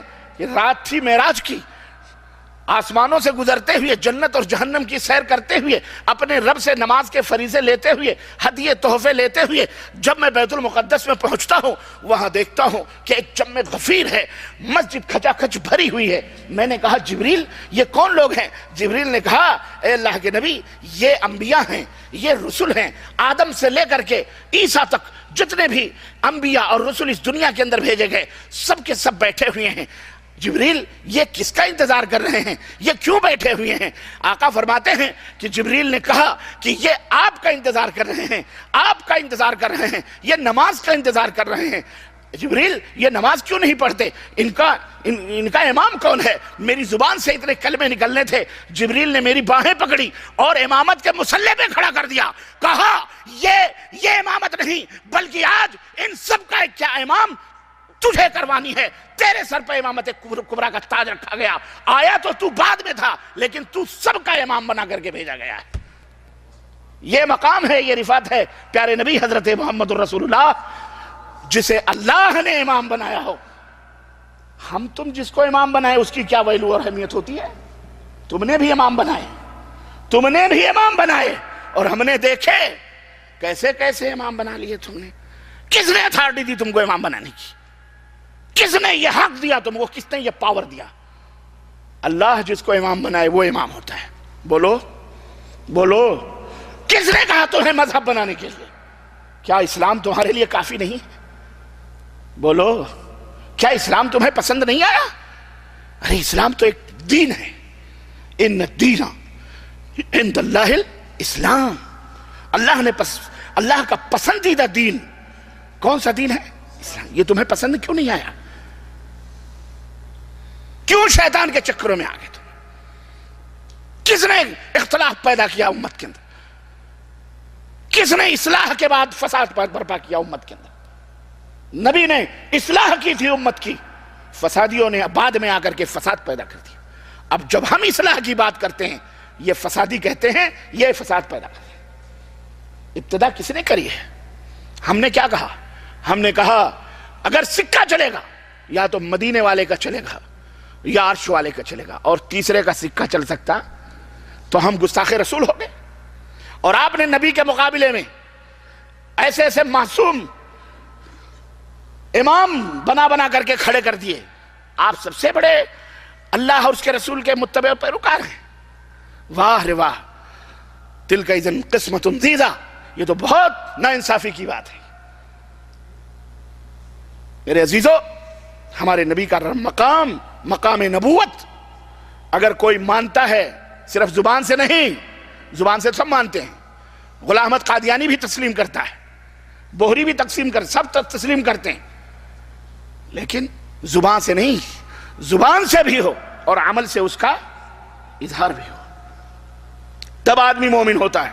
صرف زبان سے آپ کو ابا ابا آدمی بیٹا کہے اور آپ کے حکم کی فرما برداری نہ کرے تو آپ اسے بیٹا کہنے لیتے ہیں، دو تماچے مار کے لات مار کے بھگا دیں گے. مردود آدمی بیٹا بیٹا کہے، ابا ابا کہہ رہا ہے اور میرے حکم کی فرما برداری ہی نہیں کر رہا، آپ اسے تسلیم کرو گے؟ اس لیے یاد رکھو عمل سے زندگی بنتی ہے، جنت بھی جہنم بھی. یہ خاکی اپنی فطرت میں نہ نوری ہے نہ ناری ہے. اپنے ناموں کے آگے 1000 دفعہ نوری نوری لکھ لو، نوری نہیں ہو سکتے. آگ کو نوری نوری کہتے رہو تو آگ نوری نہیں ہو جائے گا، نہیں ہو جائے گی وہ، بلکہ وہ نار ہے تو نار ہی رہے گی. چھو کے دیکھو گے تو جلے گی، جلائے گی جسم جان. اس لیے میرے عزیزوں، میرے دوستو، یہ منہج اگر تم نے محمد الرسول اللہ صلی اللہ علیہ وسلم کا کلمہ پڑھا ہے تو آپ کے اس مقام کو اسی طرح سے آپ کو اس مقام نبوت کو دینا پڑے گا جو انبیاء علیہ السلام نے دیا، جو صحابہ نے دیا، جو اللہ نے قرآن میں بخشا. اس مقام نبوت سے، رسالت و امامت سے آپ اسے ڈاؤن کرو گے تو تمہارا ایمان جائے گا، تم بے ایمان ہو جاؤ گے. لاکھ زبان سے عاشق عاشق، عشق عشق، محبت محبت کرتے رہو، کوئی فائدہ بولو نہیں پہنچے گا. دنیا میں 2 طرح کے اعمال آج انسان کرتا ہے. ایک کیٹیگری اعمال کرنے والوں کی وہ ہے جن کے اعمال قرآن و سنت کے مطابق ہیں، یعنی اس کے اوپر مکے اور مدینے کی مہر لگی ہے. اللہ نے قرآن میں جو نازل فرمایا وہ ہے، اور رسول اللہ صلی اللہ علیہ وسلم نے جو احادیث میں فرمایا وہ ہے. یعنی وہ سراپا، وہ پورا ٹوٹل مکمل عمل اللہ اور اس کے رسول کے فرمودات کے مطابق. کچھ اعمال ایسے ہیں جو انسان کر رہا ہے، اور کچھ اعمال ایسے ہیں جو انسان کرتا ہے دنیا کے اندر، لیکن ان کا ادنا سا بھی تعلق، ذرا بھی تعلق نہ قرآن سے ہے نہ حدیث سے. ایسے اعمال بھی انسان کر رہا ہے، اسے دین سمجھ کر کے کر رہا ہے، اسے اسلام میں چسپا کر دیا گیا، چیگم کی طرح چپکا دیا گیا، جوڑ دیا گیا، اور یہ کہا گیا کہ یہ بھی اسلام ہے، جبکہ نہ وہ قرآن میں ہے نہ وہ حدیث میں ہے، بلکہ وہ سراسر بدعات اور منکرات ہیں. بھلے وہ ہماری نظروں میں اچھے اور خوبصورت نظر آتے ہیں. پہلے اعمال جو قرآن و سنت سے معتبر ہیں، مزین اور آراستہ ہیں قرآن و سنت کے دلائل سے، ان اعمال کے کرنے والوں کو جنت کی بشارت دی گئی ہے. اور بشارت دینے والے ہمارے اور آپ کے نبی حضرت محمد الرسول اللہ صلی اللہ علیہ وسلم. اللہ کے نبی نے فرمایا کل امتی یدخلون الجنہ الا کل امتی یدخلون جنت الا من ابا، میری امت کا ہر شخص جنت میں داخل ہوگا سوائے اس کے جو انکار کرے۔ صحابہ نے کہا اے اللہ کے نبی بھلا کون انکار کرے گا جنت میں جانے سے؟ قال من اطاعنی دخل الجنہ، جس نے عمل کیا ان باتوں پر جس پر میری مہر لگی ہے، صحیح مہر لگی ہے، وہ جنت میں جائے گا۔ ومن عصانی فقد ابا، اور جس نے ان باتوں پر عمل کیا جس پر میری مہر نہیں لگی ہے، ہاں اس نے میری نافرمانی کری، وہ کہاں جائے گا؟ اس نے خود جنت میں جانے سے انکار کر دیا۔ تو بولو نبی کے مطیع فرما بردار بننا چاہتے ہو یا نبی کے نافرمان بننا چاہتے ہو؟ ٹرننگ پوائنٹ ہے جنت اور جہنم کی، یاد رکھو۔ بس ایک نگاہ پہ ٹھہرا ہے معاملہ دل کا، یہی ہے، یہی ہے جنت اور جہنم۔ اللہ کے نبی نے فرمایا کہ جنت تمہارے جوتے کے نال سے بھی زیادہ قریب ہے اور جہنم بھی اسی طرح ہے، تمہارے جوتے کی نال سے بھی زیادہ قریب ہے۔ ذرا سے یوں ہوئے جہنم اور ذرا سے یوں ہوئے تو جنت۔ جنت میں جانا چاہتے ہو؟ میرے پیچھے نہیں، ان کے پیچھے نہیں، ان کے پیچھے نہیں، سب کے امام، امام اعظم، سب کے قائد اعظم، مدنی تاجدار حضرت محمد الرسول اللہ صلی اللہ علیہ وسلم کے پیچھے چلو، جنت میں چلے جاؤ۔ اس میں کوئی شک ہے؟ آپ کو کوئی انکار ہے؟ ہاں؟ انکار کرنے والا اپنا نصیبہ کو برباد کرے گا بھائی، اس کا مقدر برباد ہے جو انکار کرے۔ ہماری دعوت یہی ہے، غلط ہے؟ ہم کہتے ہیں ہماری مت مانو، ہم جو کہہ رہے ہیں میرے نبی کی بات قرآن سے، احادیث سے، صحیح احادیث سے، یہ بھی نہیں کہ للو پنچو چومن سبراتی والی روایتیں، نا نا نا نا نا نا، ہم ایسی روایتوں کو بھی روایات تک محدود رکھتے ہیں جو ضعیف ہیں، جو موضوع ہیں، ہم انہیں اپنے نبی کی احادیث کی طرف، احادیث سے جوڑنا بھی نہیں چاہتے۔ ہم ان کے اوپر بھی عمل کرنے کی دعوت نہیں دیتے آپ کو، بلکہ ان احادیث کو جو بالکل صحت مند ہیں، تندرست ہیں۔ اس پر بھی مولوی صاحب آپ کو پٹی پڑھاتے ہیں تو آپ ہاں، اب میں جواب بتا دے رہا ہوں، ورنہ آپ کو کہ ہاں یار ربانی صاحب نے ہمیں گھما دیا، یار صحیح ہمارا مولوی بھی تو کہہ رہا ہے صحیح۔ کوئی کسی کا مولوی نہیں ہوتا، یاد رکھو، یہ دنیا کی ریت رواج ہے۔ مولوی آتا ہے تمہارے دال پہ نمک چھڑکنے کے لیے؟ کبھی میں آیا ہوں؟ تمہارا مولوی آتا ہے؟ مر جاؤ گے تو آئے گا یا پیدا ہوتا ہے تو آتا ہے؟ وہ بھی 2-4 گز کپڑے لے کے جاتا ہے، 40 دن تک دروازے پہ بیٹھ کر 40واں کروا کے جاتا ہے، مولانا ٹھرے مار کے سوتی ہے، ٹفن جاتا ہے اس کے گھر میں، سود پہ بینکوں سے پیسے لے کر نیاز فاتحہ کرواتا ہے بیچارہ غریب۔ اور نانی کے آگے ننیحال کا تذکرہ نہ کیا جائے، بندے ناچیر ان سب مرحلوں سے گزر چکا ہے۔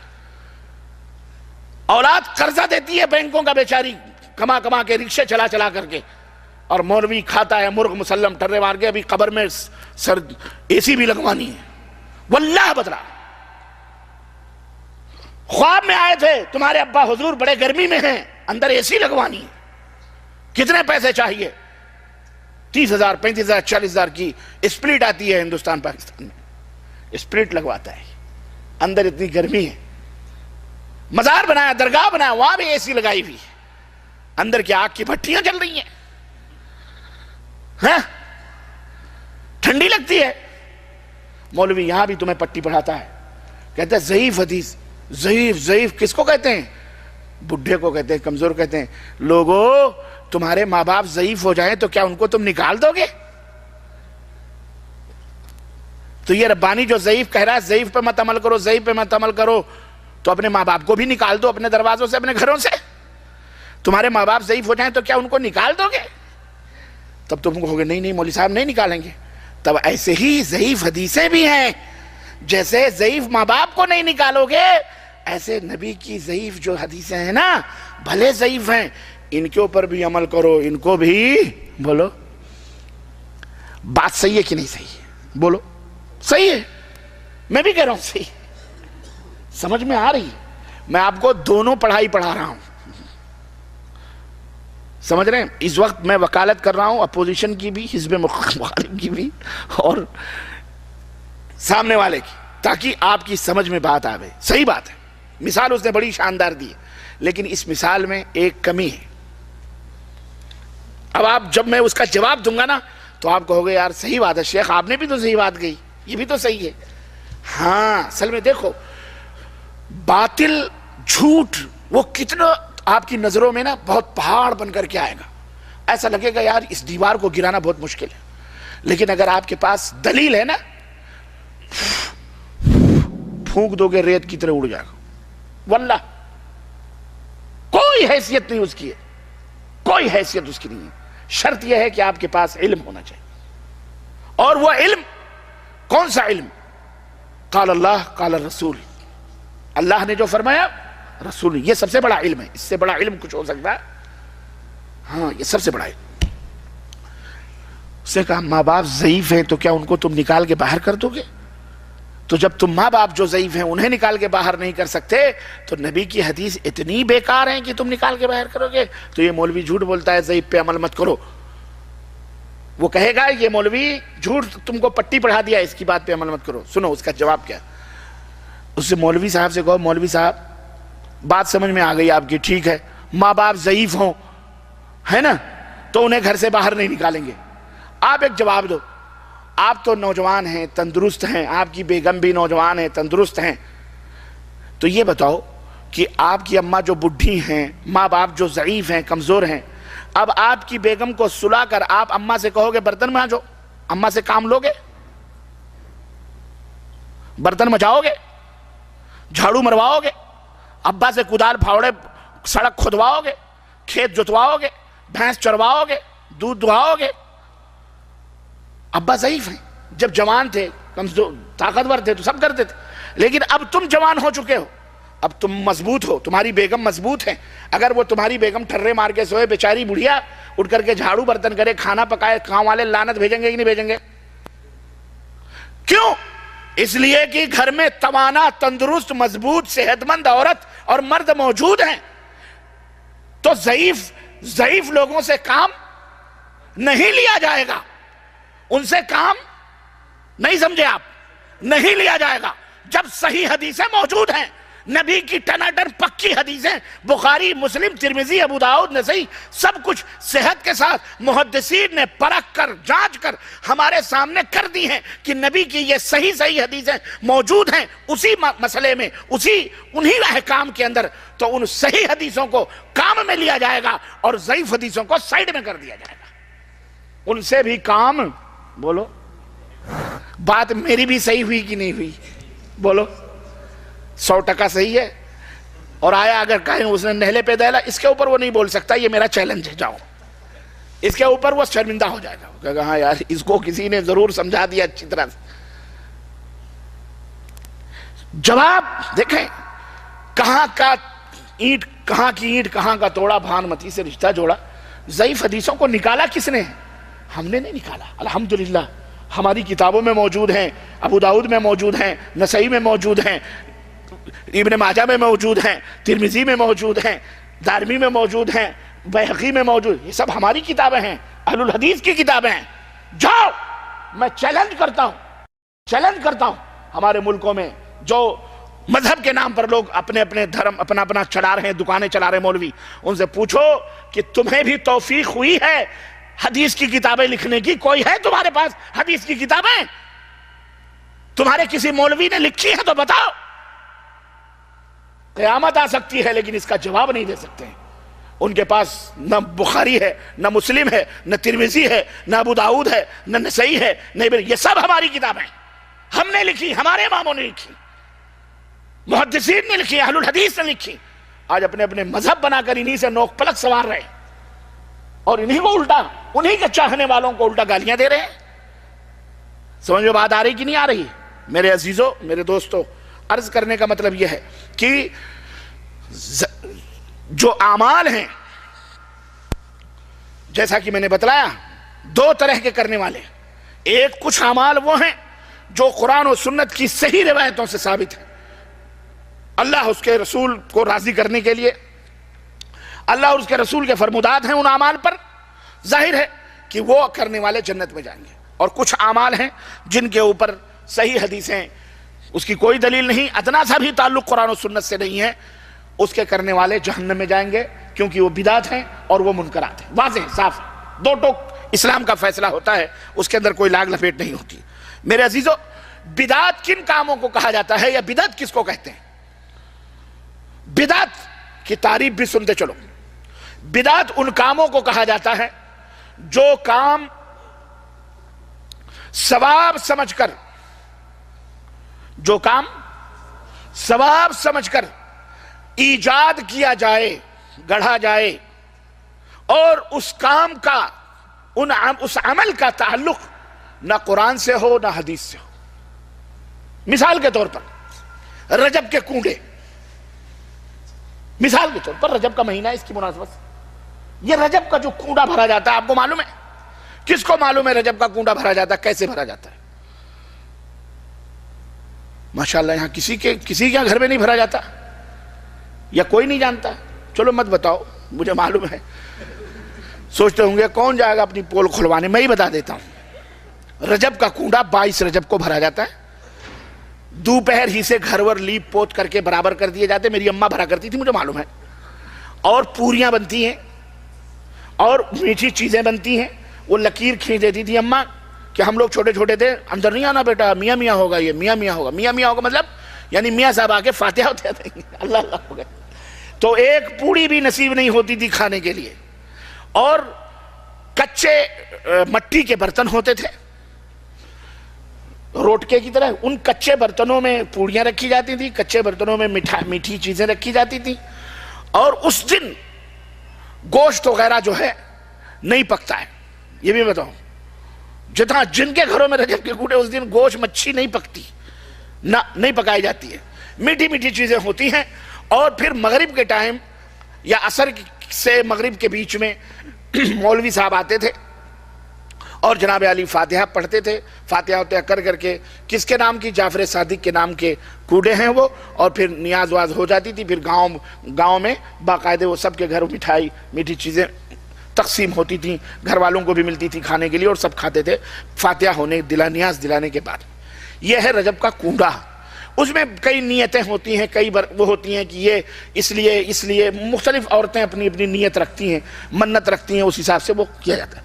اب آپ بتائیں کہ یہ رجب کا کنڈا جو ہے اللہ کے رسول صلی اللہ علیہ وسلم کے زمانے میں تھا، اللہ کے نبی نے اس کو بھرا، ازواج مطہرات نے کبھی یہ کام کیا، صحابہ کرام نے کیا، ابو بکر صدیق کا 2 سال 2.5 سال کا زمانہ کیا انہوں نے، حضرت عمر رضی اللہ عنہ کا 11-12 برس کا دور حکومت کا، خلافت کا کیا انہوں نے کیا، حضرت عثمان غنی کا زمانہ انہوں نے کیا، حضرت علی نے کیا، حضرت امام ابو حنیفہ نے کیا، حضرت امام شافعی نے رجب کے کنڈے بھرے۔ یہ ہے سلف کی دلیلیں، یہ ہیں دلیلیں۔ اگر اور اسے سمجھا جاتا ہے کہ یہ دین ہے، اسلام ہے، اسلام کا ایک حصہ ہے، باقاعدے آپ اس کے خلاف تقریر کرو تو آپ کو جھگڑے ہو جائیں گے آپ کے محلے میں، اپنے گاؤں میں۔ مولوی سب سے پہلے تڑکا مارے گا، نکلے گا مسلح سے باہر لنگوٹی انگوٹی کسے ہوئے، کیوں؟ اس کے پیٹ پہ لات پڑ رہی ہے نا، اس کے پیٹ پہ زد پڑ رہی ہے۔ اس لیے اگر یہ تمام سب لوگ کرتے تھے تو اہل سنت ہمیں بھی بتاؤ، ہم بھی کرنے کے لیے تیار ہیں۔ جھگڑا مت کرو، ہمیں لڑائی نہیں کرنی، ہمیں قال اللہ قال رسول، اللہ نے فرمایا، رسول نے فرمایا، دلیل دے دو، ہم مان جائیں۔ دلیل نہیں ہے، قرآن میں نہیں ہے، حدیث میں نہیں ہے، اور اسے تم ثواب سمجھ کے کر رہے ہو۔ یہ بات یاد رکھنا بدعت کی تعریف میں، ثواب سمجھ کے کر رہے ہو، دین اسلام سمجھ کے کر رہے ہو۔ اس لیے یہ کیا ہے، اگر یہ جملہ نہیں رکھو گے نا تو فٹ سے مولوی کہے گا، ہاں یہ جو تم نے راڈو گھڑی پہنی ہے یہ اللہ کے نبی کے زمانے میں تھی، یہ بھی بدعت۔ یہ تم نے شلوار پہنی، یہ بھی بدعت۔ یہ تم نے کرتا پہنا، یہ بھی بدعت۔ یہ شرٹ پہن رہو، یہ بھی بدعت۔ یہ پولیسٹر کے کپڑے پہنو، یہ بھی بدعت۔ جو چشمہ لگا رہے ہو، یہ بھی بدعت۔ جو قلم رکھو، یہ بھی بدعت۔ آخر میں کہے گا تم بھی کیا نبی کے زمانے میں تھے، اس لیے تم بھی بدعت۔ وَكُلُّ بِدْعَةٍ ضَلَالَةٍ، اور ہر بدعت گمراہی، تم بھی گمراہ۔ وَكُلُّ ضَلَالَةٍ فِي النَّارِ، اور ہر بدعت جہنم میں، اس لیے تم بھی جہنم۔ بہت شیطان بڑے بڑے ڈھیلے طریقوں سے آتا ہے۔ اور سنو مسلمانوں، ہدایت سب کو نہیں ملتی، یہ خوش نصیبوں کو ملتی ہے۔ کس کو ملتی ہے؟ آپ جیسے، ہم جیسے نصیبہ رکھنے والوں کو ملتی ہے، جنہیں اللہ منتخب کرتا ہے اپنی جنت میں جانے کے لیے۔ سب کو یہ سمجھ، یہ فقہ سب کو میسر، من یرد اللہ بہ خیرا یفقہہ فی الدین، رسول نے فرمایا بخاری کی روایت کہ جس کے ساتھ اللہ خیر کرنا چاہ رہا ہے، بھلائی کرتا ہے، اللہ اسے دین کی سمجھ عطا فرماتا ہے۔ سب کو یہ سمجھ، سگا چچا ابو طالب اس سے بڑھ کے محبت کرنے والے یہ حلوے مانڈے والے نہیں ہو سکتے۔ اپنے آپ کو ٹناٹن کہنے والے ہو سکتے ہیں ابو طالب سے بڑھ کر، جس نے جان کی بازی لگائی مصطفیٰ جان رحمت صلی اللہ علیہ وسلم کی حفاظت کے لیے، جس نے اپنے بھتیجے پیغمبر اسلام محمد الرسول اللہ صلی اللہ علیہ وسلم کے بارے میں مکے والوں کو اعلان کر دیا کہ میرے بھتیجے تک پہنچنے کے لیے پہلے اس چچا کی بڈھی لاش سے تم کو گزرنا پڑے گا۔ اے مکے کے لوگوں سنو، جو انگلی اٹھے گی وہ انگلی ہاتھ سے جدا کر دی جائے گی، اور جو آنکھ اٹھے گی وہ آنکھ پیشانی سے نکال دیں گے ہم، اور جو زبان کھلے گی وہ زبان حلقوم سے کھینچ لی جائے گی۔ میرے بھتیجے کے بارے میں یہ محبت تھی ابو طالب کی۔ اخیر تک پیغمبر اسلام سرحانے بیٹھ کر، چچا کلمتن وحاجو بہا عند اللہ، ایک کلمہ کہہ لو لا الہ الا اللہ، چچا قیامت کے دن بخشوا لوں گا میں، اللہ سے سفارش کہہ لو چچا، کہہ لو چچا۔ سفارش کرتے کرتے کرتے کرتے کیا اللہ کے نبی نے دعا نہیں کی ہوگی؟ انہوں نے تو پتھر کھا کے اہل طائف کے لیے دعا کی تھی، ان ظالموں کے لیے دعا کی تھی، تو اس محترم اور شفیق اور مہربان اور رحمتوں کے پیکر، شفقت و پیار کا جو ساگر تھا چچا، جو باپ کے مقام پہ ہوتا ہے، جس نے اپنی جان کی بھی پرواہ نہ کرتے ہوئے اپنے بھتیجے کی حفاظت کی تھی، کیا اس کے لیے محمد الرسول اللہ نے دعا نہیں کی تھی؟ نہیں کی تھی، اور مرنے کے بعد بھی کرتے تھے۔ یہ بھی میں بتاؤں آپ کو، کی تھی، سفارش بھی کی تھی کہ چچا کہہ لو، لیکن چچا نے کہا اخترت النار علی العار، مجھے جہنم میں جانا گوارا ہے، لیکن باپ داداؤں کے دین سے پھرنا گوارا عار نہیں چاہیے، دنیا کیا کہے گی؟ فتو، تیرا باپ تو نیاز اور وعدے کرتا تھا، سعودی عرب سے آیا تو وہاں بھی بن گیا کیا؟ دنیا کیا کہے گی؟ محلے والے کیا کہیں گے؟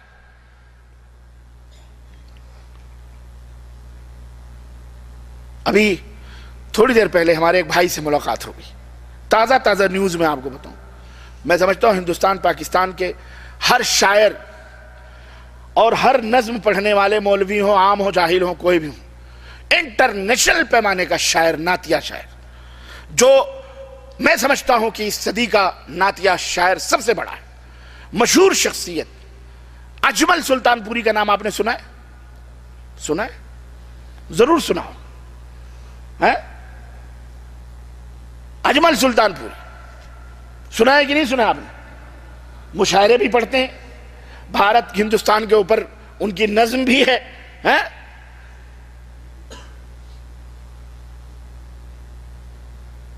وہ ڈھونڈ رہا ہوں، کیا وہ ہندوستان میں ڈھونڈ رہا ہوں، وہ بنگلہ دیش سے پاکستان، وہ پتہ نہیں کیسے ان کی نظم ہے نا، وہ کھیت اور وہ کھلیہان، وہ اڑتی گرد، وہ دھول، وہ اسکول میرا، میں اس کو ڈھونڈ رہا ہوں، وہ میرا پیارا ہندوستان، میں اس کو ڈھونڈ رہا ہوں۔ اور وہ تاج محل پہ ان کی بڑی بھاری بڑی اچھی غزل۔ آج ملاقات ہوئی ایک ایسے شخص سے جو سگا داماد ہے ان کا، اور پھوپھے اور بھتیجا بھی ہے، اللہ نے اسے ہدایت دے دی، اور وہ اسی آپ کے احزاب الحفوظ میں اللہ کے فضل سے قرآن و سنت کا پیروکار ہے، ایک ساتھ رہتے ہیں۔ باپ تعجب ہے یہ کہ نہیں بات، یہ کتنی بڑی بات ہے، سب کو ہدایت نہیں ملتی، اللہ جسے چاہتا ہے اس کو ہدایت ملتی، نصیبہ ور کو ملتی۔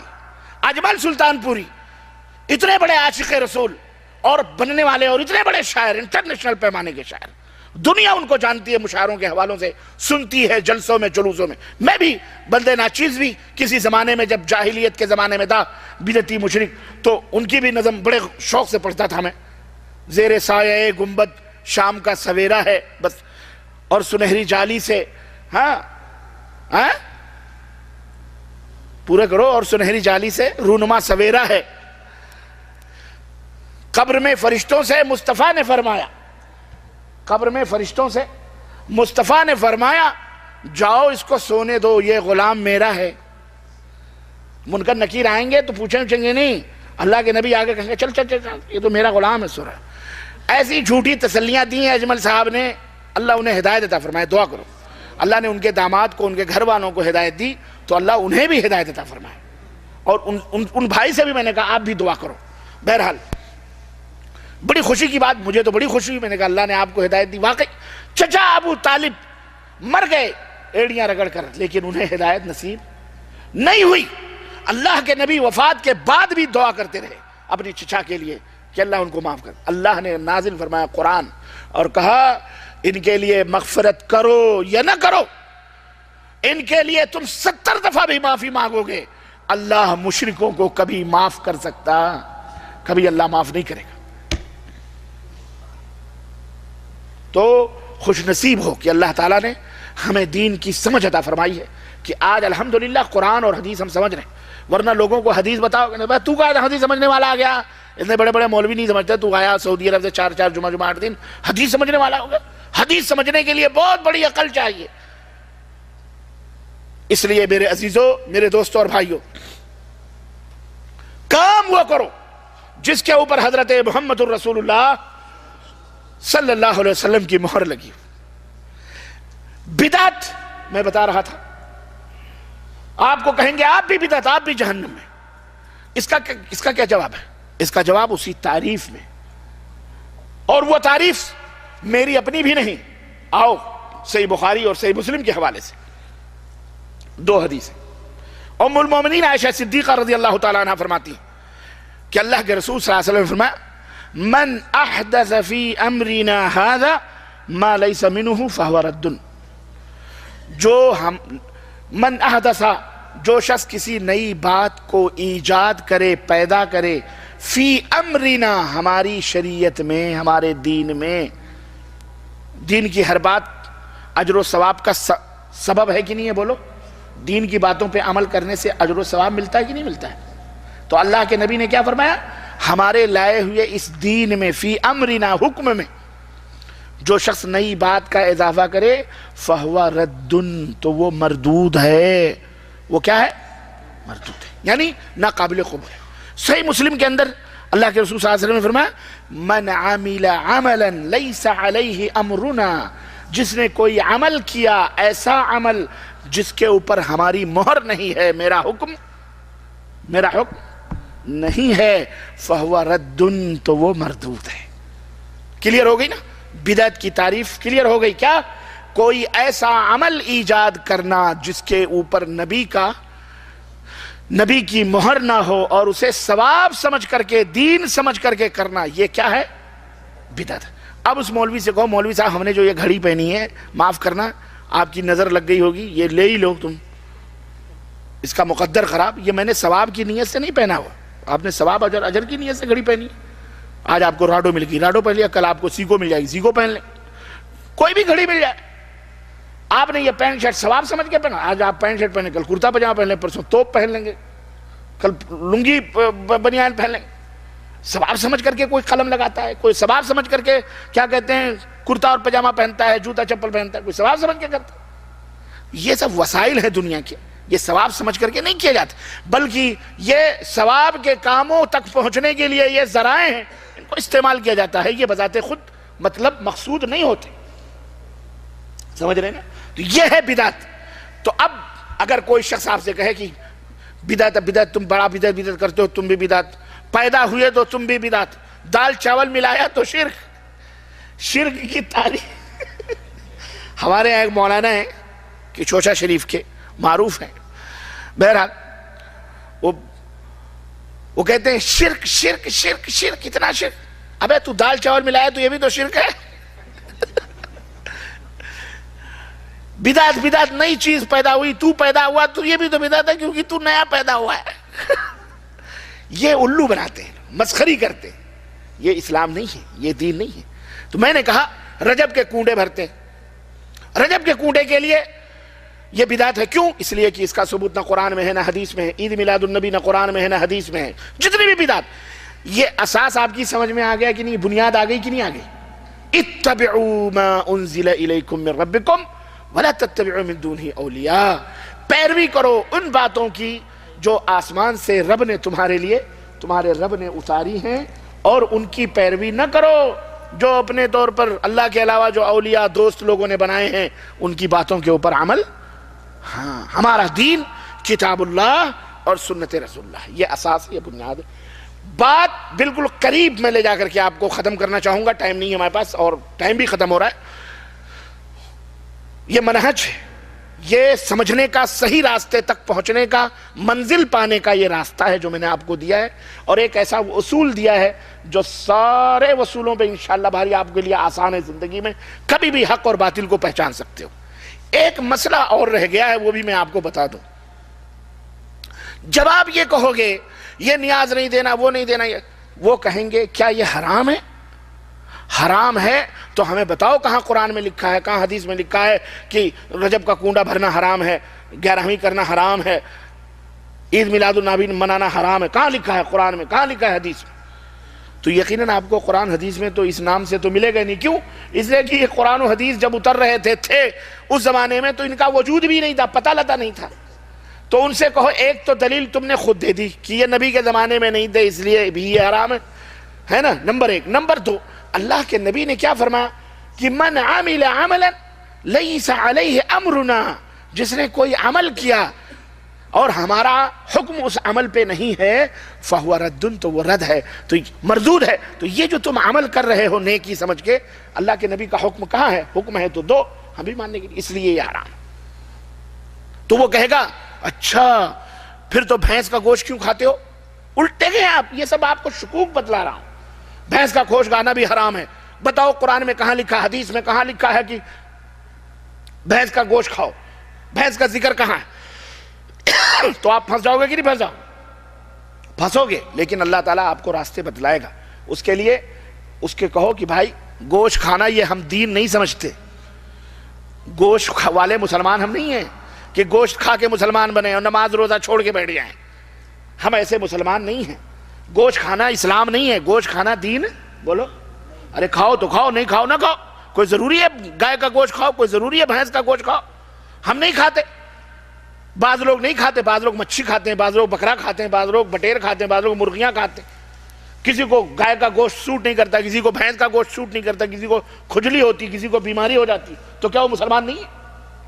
تو بولو بھیا تمہارے مذہب میں ہوگا بھینس کا گوشت کھانا، اسلام ہے، ہمارا دین یہ نہیں کہتا کہ یہ ارے بھائی اللہ تعالیٰ نے جن چیزوں کو حرام کیا قرآن میں موجود ہے، اور قرآن نے فرمایا حدیث میں موجود ہے کہ یہ حرام چیزیں جو ہیں ان کو مت کرو، اس کے علاوہ جو کچھ بھی ہیں تمہارے لیے کیا ہیں؟ حلال ہے، بات ختم۔ یہ بات سمجھ میں آ گئی آپ کے؟ اللہ تعالیٰ ہم سب کو صراط مستقیم پہ چلنے والا بنائے، آمین یا رب العالمین۔ آسان ہو گیا مسئلہ۔ رجب کا کنڈا بدعات کے گھیرے میں، کئی بدعتیں اس کے اندر ہیں جیسا کہ میں نے بتایا شروع سے لے کر اخیر تک۔ ایک تو 6 کو بدعت اور شرک منایا جا رہا ہے، آپ کو معلوم ہے، عرس اور میلے اور ٹھیلے کے نام پر، سلطان الہند اور کہاں کہاں کے نام پر۔ دوسرے 22 رجب کو ایک بدعت رجب کے کنڈے پہ آتی ہے، اور اس کو جوڑا گیا ایک کہانی کے ساتھ۔ یہ در حقیقت اس کی تھوڑی سی میں حقیقت آپ کو بتلاؤں، ٹائم تو نہیں ہو رہا ہے زیادہ؟ نہیں ہو رہا ہے، 2:45 ہونے والے ہیں۔ ہاں لیکن دوستوں میں مختصر کر کے آپ کو بتاتا ہوں۔ اس کو تو ایک لکڑہارے کی کہانی سے جوڑا گیا ہے کہ ایک لکڑہارا تھا، مدینے میں تھا، اس کی بیوی نے منت مانی اور کیسے کیسے کیا ہوا۔ یہ در حقیقت ایسی بات نہیں ہے، اور اس کے لیے جعفر صادق کی اس نے نیت کری کہ میں جعفر صادق کی کنڈے بھروں گی، اگر میرا شوہر واپس آ گیا تو اس نے کیا کیا، وہ وزیر کی بیوی تھی تو اس کا وہ بھول گئی، اس نے کنڈے نہیں بھرے تو وزیر کسی جرم میں پکڑا گیا، اسے پھانسی کے پھندے تک لگایا گیا۔ پھر خواب میں اس کو بابا آئے، انہوں نے کہا کہ تو نے جعفر صادق کے کنڈے نہیں بھرے، دیکھ تیرا شوہر کس طرح سے پھانسی تک پہنچنے والا ہے۔ فوراً اس نے توبہ کیا، صبح اٹھی اور فٹافٹ اس نے رجب کے کنڈے پڑھے۔ وہ فٹافٹ دربار میں گئی تو خوشخبری ملی کہ بادشاہ نے اس کے شوہر کو چھوڑ دیا ہے، اس کی جان بخش دی ہے۔ تو رجب کے کنڈے کا فائدہ یہ ہے کہ اگر بادشاہ یا کوئی بھی جرم بھی ہو، بھروا دو، بھر دو، منت مانگ لو تو بھی کیا ہو جاتا ہے؟ فائدہ ہو جاتا ہے۔ یعنی یہ لکڑہارے کی کہانی مشہور ہمارے یہاں کتابیں ملتی ہیں، حقیقت یہ نہیں ہے، میں آپ کو بتاتا ہوں۔ یہ در حقیقت جعفر صادق کے کنڈے، یہ در حقیقت غیر مسلموں کا ایک تیوہار آتا ہے यूपी वाले ज्यादातर इस मसले को जानते होंगे। कथा का लफ्ज आता है जिसको हमारे यहां मीलाद के नाम पे समझ लें आप, जिक्र और अज़कार के नाम पे। तो सत्यनारायण की कथा पढ़ी जाती है। एक त्योहार आता है जिसमें सत्यनारायण की कथा होती है। हिंदी का शब्द है, लफ्ज है, सत्य माने सच्चा और नारायण एक शख्स है, और कथा माने कहानी। सच्चे नारायण की कहानी। उसमें क्या होता है, सत्यनारायण की जो कथा होती है वो सरे शाम ही से घर वर लीप पोत दिया जाता है। उस दिन बाकायदे जो है पंडित जी आते हैं और औरतें नहा धो करके चौके में बैठती हैं, यानी आंगन चौका बनाती हैं, उस पे बैठती हैं। जो मर्द हजरात होते हैं गैर मुस्लिमों के, वो भी उस दिन जो गोश्त खोर होते हैं या मच्छी खोर होते हैं, उस दिन गोश्त वगैरह नहीं खाते, उस दिन वो गोश्त वगैरह नहीं खाते, छोड़ देते हैं। वो भी नहा धो करके आकर के वहां चौके में बैठते हैं और बाकायदे उनको सत्यनारायण की कथा पंडित जी पढ़ के सुनाते हैं, और उसके बाद में वो मीठा उठा खा करके निकल जाते हैं। यही सत्यनारायण की कथा, यही जाफर सादिक, जाफर नाम है, सादिक माने सच्चा, सादिक माने सत्य, सत्यनारायण, जाफर सादिक, इसी का उर्दू में तर्जमा, सादिक माने सच्चा। ये वही सेम जिस तरह गैर मुस्लिम सत्यनारायण की कथा करता है तो उस वक्त मच्छी मटन खाने वाले भी नहीं खाते, ना घर में पकता है, ऐसे ही जाफर सादिक की जब कूड़े भरे जाते हैं उस दिन भी पूरियां हिंदू गैर मुस्लिमीन बनाते हैं, मुसलमान भी बनाते हैं। उस दिन मुसलमानों के घरों में भी बाकायदे गोश्त और मच्छी नहीं पकते हैं और बाकायदे वो नियाज दिलाई जाती है। अब आपको इतनी बात समझ गए। अब आपको ये बताइए, एक बात बताता हूं, ये जाफर सादिक बिल आखिर ये हैं कौन जिनकी नियाज दिलाई जा रही? ये मैं आपको बाल की खाल निकाल रहा हूं ताकि हकीकत समझो, और जाओ दुनिया के किसी भी कोने में, ये मेराज रब्बानी का चैलेंज याद रखना, कोई माई का लाल इसे झूठा करार दे सकता? बोलो भाई, घर की बात है ये, जो घर में हमने करी देखी वो मैं आपको बता रहा हूं, जो किताबों में उनके लिखी हुई है वो मैं आपको बता रहा हूं। जाफर सादिक कौन है? जाफर सादिक एक बहुत बड़े इमाम हैं, आले बैत में से हैं, नबी करीम सल्लल्लाहु अलैहि वसल्लम के खानदान में से हैं, और करीब करूं मैं आपको, इमाम अबू हनीफा के उस्ताद हैं रहमतुल्लाह अलैह। जाफर सादिक इमाम अबू हनीफा रहमतुल्लाह अलैह के उस्ताद हैं। जाफर सादिक जिस तरह इमाम शाफई के नाम पर फ़िक़्ह शाफई, इमाम मालिक के नाम पर मालिकी मजहब, इमाम अबू हनीफा के नाम पर हनफी मजहब, इमाम अहमद बिन हम्बल के नाम पर हम्बली मजहब, ऐसे ही ये इतने बड़े इमाम हैं कि इनके नाम पर फ़िक़्ह जाफरी बनी हुई है।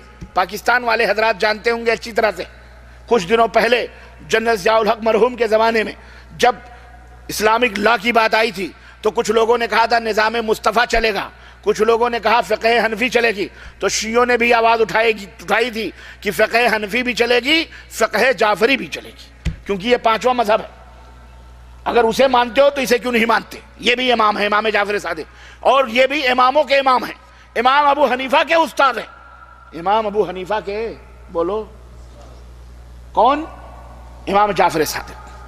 अब सवाल ये पैदा होता है, और करीब करूं मैं आपको, जाओ तारीख के पन्ने उठा के देखो, इमाम जाफर सादिक का 22 रजब से क्या ताल्लुक है? क्या इमाम जाफर सादिक 22 रजब को पैदा हुए? क्योंकि दिन जो मनाए जाते हैं किसी की मौत पर मनाए जाते हैं या किसी की पैदाइश पे मनाए जाते हैं, या कोई बेहतरीन कोई इनाम या कोई चीज पाता है उस दिन को उस दिन में मनाया जाता है कि नहीं है? तो जाफर सादिक की जो नियाज 22 रजब को की जाती है, सवाल यह पैदा होता है कि क्या जाफर सादिक 22 रजब को पैदा हुए? क्या जाफर सादिक 22 रजब को वफात पाए? या जाफर सादिक का क्या ताल्लुक है 22 रजब से?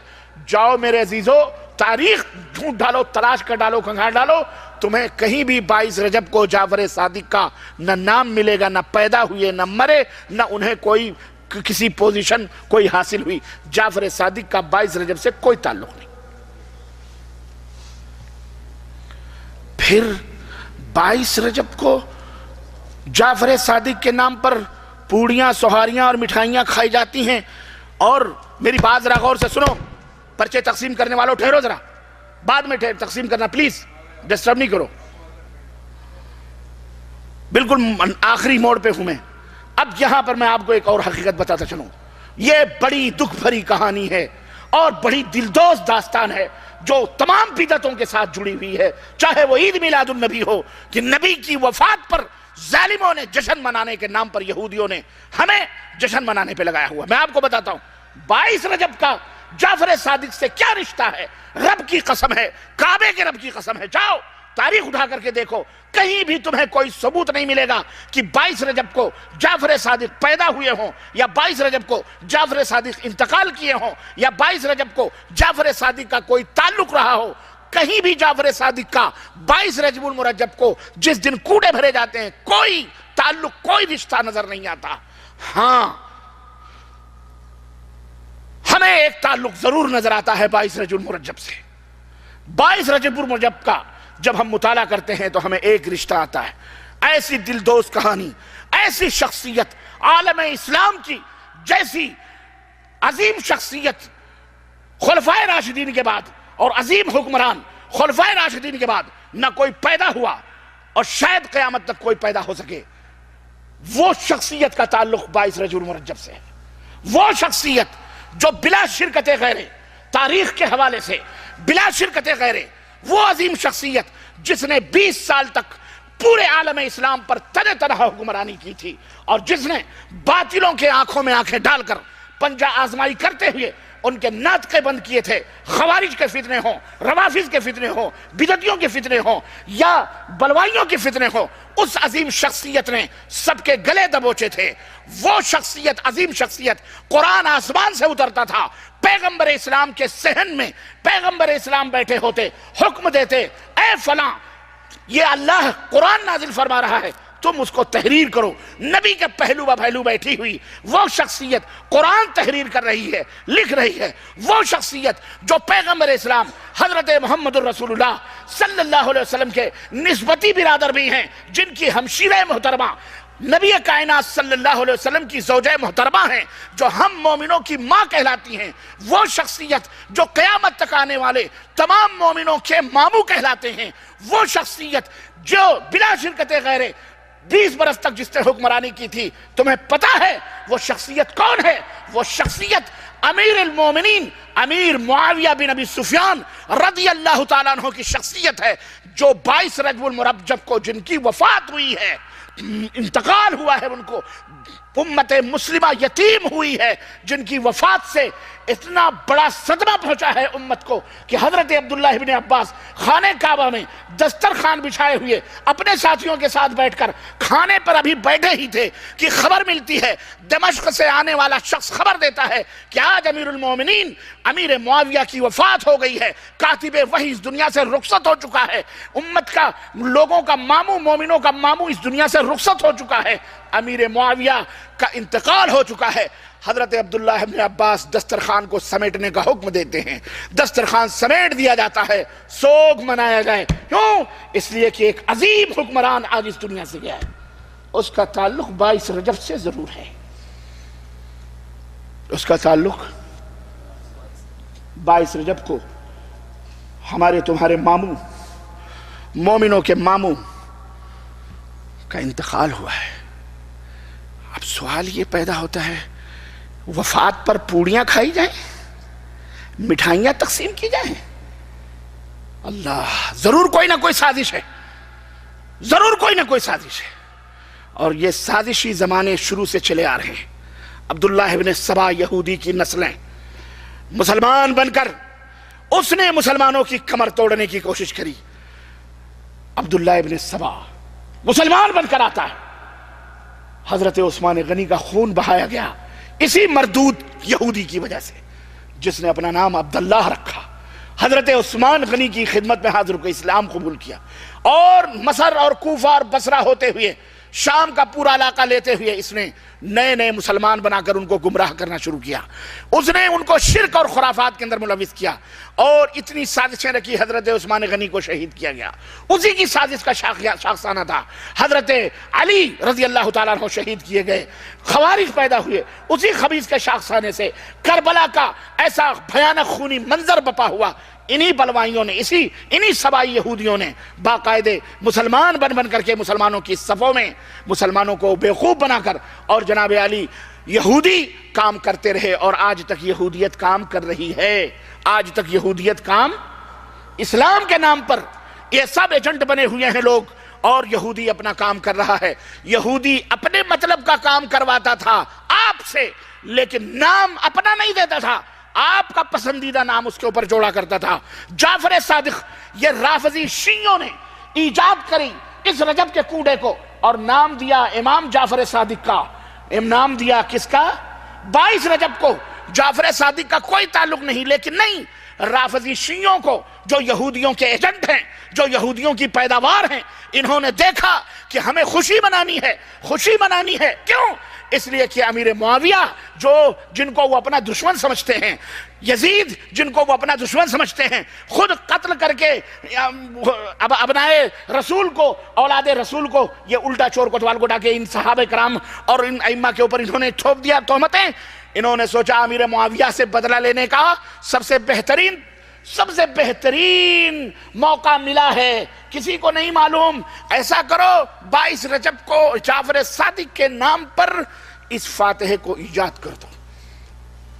یہ فاتحہ ہندوستان میں پیدا ہوئی ہے، جعفر صادق کے کنڈے ہندوستان میں پہلی دفعہ بھرے گئے جب ایرانی شیعوں نے آ کر کے ہندوستان پہ قبضہ کیا۔ بابر کے زمانے میں، ہمایوں کے زمانے میں بھاگا تھا نا یہ بھارت سے، اور جا کے ہندوستان میں 50,000 ایرانی شیعہ ملے، 50,000 فوجیوں کی ڈریس میں ان کے علماء، جس طرح ایسٹ انڈیا کمپنی سے ہزاروں لاکھوں پادری کی کرسچن بنانے کے لیے متحدہ ہندوستان کے اندر آئے تھے فوج کے نام پر، حالانکہ وہ تھے پادری تھے، وہ علماء تھے کرسچنوں کے۔ ایسے ہی جب بابر یہ ہم بھاگ کر کے گیا تھا تو وہاں سے ایران سے مدد لی تھی اس نے، اور باقاعدے 50,000 مولوی ایرانی ہندوستان کے اندر آ کر کے اپنے مذہب کو پھیلانے کے لیے انہوں نے اس طرح سے تعویذ، گنڈے، پلیتے، درگاہ، مزار، قبر، یہ تمام سب الا بلا، اور جو نیاز اور فاتح اور دیگر چیزیں، یہ سب صوفی تصوف، یہ سب انہوں نے ایجاد کیے۔ راگ رنڈیاں سب کچھ انہوں نے، قوالیاں، یہ وہ سب انہوں نے ایجاد کیے، مسلمانوں کو جو اہل سنہ والجماعت ہے ان کو گمراہ کرنے کے لیے۔ سادے سودے لوگ ان کے ایجنٹ بن گئے، کھانے پینے والے بن گئے، کھانے پینے کے لیے پیدا ہوئے۔ انہوں نے جعفر صادق کے نام سے امام امیر المومنین حضرت امیر معاویہ کی وفات پر خوشیاں منانے کے لیے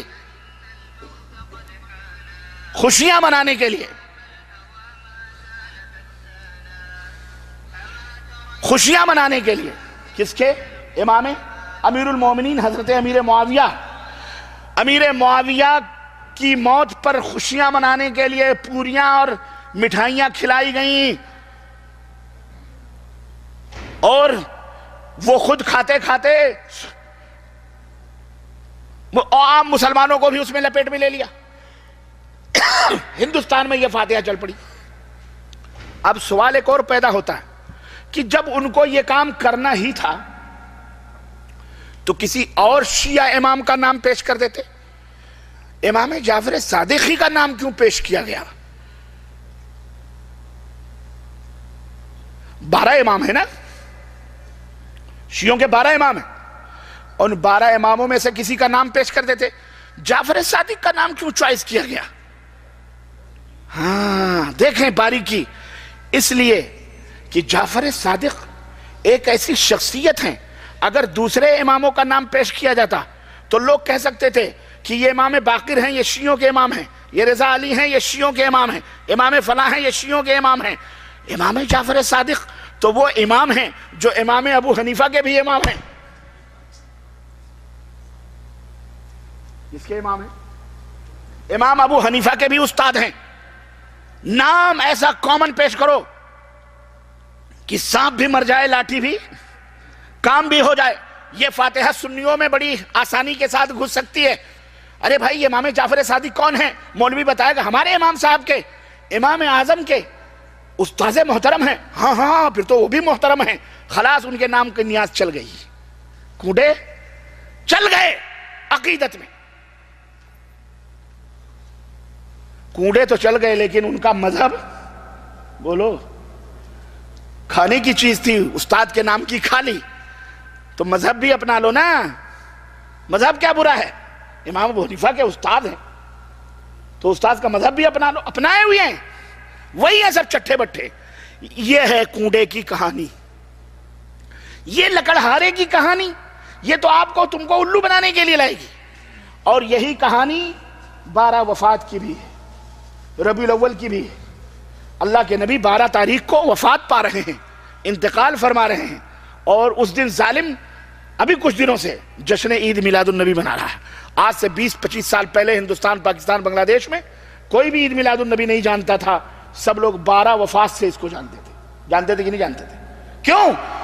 اللہ کے نبی 12 تاریخ کو انتقال کیے ہیں، تاریخ سچی ہے، پکی ہے، لیکن 12 تاریخ کو اللہ کے نبی پیدا ہوئے، یہ پکی تاریخ نہیں ہے، بلکہ سچی اور کیلنڈر اور مورخین کے حساب سے جو سب سے ماہرین فلکیات کے حساب سے جو سب سے پکی تاریخ ہے وہ 9 ربیع الاول ہے، لیکن 12 ربیع الاول کو نبی کا انتقال ہوا، یہ حقیقت ہے، لیکن پیدائش بعض لوگ کہتے ہیں 9 ربیع الاول کو، یہی مورخین کا کہنا ہے۔ 12 کو آپ کی وفات ہوئی، یہودیوں نے سوچا خوشیاں منانے کا سب سے بہترین طریقہ ہے، محمد مر گئے صلی اللہ علیہ وسلم، ہاں حط المشمش علی التفاح دین محمد واللہ راہ، خوشیاں منانے لگے، تالیاں پیٹنے لگے کہ محمد چلے گئے۔ ظالموں، محمد الرسول اللہ کا انتقال ضرور ہوا ہے، لیکن محمد الرسول اللہ نے جو دین دیا ہے وہ دین کبھی مر سکتا، وہ قیامت تک کے لیے زندہ ہے اور زندہ رہے گا انشاءاللہ تبارک و تعالی، جب تک ہمارے رسول کی رسالت کی حکمرانی چلے گی۔ انہوں نے کیا کیا؟ وفات رسول کو ہٹا کر کہا ایسا خوبصورت نام دو، یہ جتنے بھی چیلے چاپڑ ہیں نا جن کو ہم نے پہلے سے الو بنایا ہوا، یہ پھسل جائیں، پھسل گئے۔ عید میلاد النبی، کیا؟ عید میلاد النبی، عید منائی جا رہی ہے۔ نبی نے 2 عید کرائی، تیسری عید پیدا کری انہوں نے، نبی کا جنم دن، برتھ ڈے منائے جا رہے ہیں، کرسمس کے۔ اس طرح سے نبی کی وفات پر خوشیاں منانے والے خوشیاں مناتے ہیں، سمجھ جاؤ یہ عاشقان مصطفیٰ ہیں یا دشمنان مصطفیٰ ہیں۔ اللہ تعالیٰ ایسے شرکیات اور ایسے بدعات سے ہم سب کو محفوظ رکھے۔ یہ پوری کہانی رجب، یہی شب معراج کا معاملہ آئے گا ابھی 27 کو، آپ دیکھو گے ہمارے ملکوں میں سجاوٹ ہوگی، جشن ہوں گے، مولوی چیخے گا، چلائے گا۔ ایک بات پوچھو کہ یارو کیا اللہ کے نبی کے زمانے میں 23 برس کی زندگی میں اللہ کے نبی کے زمانے میں یہ رات آئی تھی کہ نہیں آئی تھی؟ معراج کی یہ شب ابو بکر کے زمانے میں آئی کہ نہیں آئی؟ عمر کے زمانے میں آئی کہ نہیں آئی؟ عثمان، طلحہ، زبیر اور علی، فاطمہ اور محدثین ائمہ، ان کے زمانے میں یہ رات شب معراج کی آئی کہ نہیں آئی؟ انہوں نے منایا ہے؟ اگر منایا ہے تو ہمیں بھی بتلاؤ، ہم بھی منانا چاہتے ہیں۔ اگر نہیں منایا ہے اور ہرگز نہیں منایا ہے اور کبھی نہیں منایا ہے تو یاد رکھو یہ تمہیں جہنم میں خوشیاں لے جانے والی ہیں، یہ جنت میں نہیں جانا۔ یہ بدعات ہیں، منکرات ہیں۔ اللہ ایسے بدعات سے ہمیں محفوظ رکھے اور اپنے نبی کی سنتوں سے محبت کرنے اور سلف کے طریقوں پہ چلنے کی توفیق عطا فرمائے، آمین یا رب العالمین۔ وصلی اللہ علی نبینا محمد وعلی آلہ وصحبہ اجمعین، والسلام علیکم ورحمۃ اللہ وبرکاتہ۔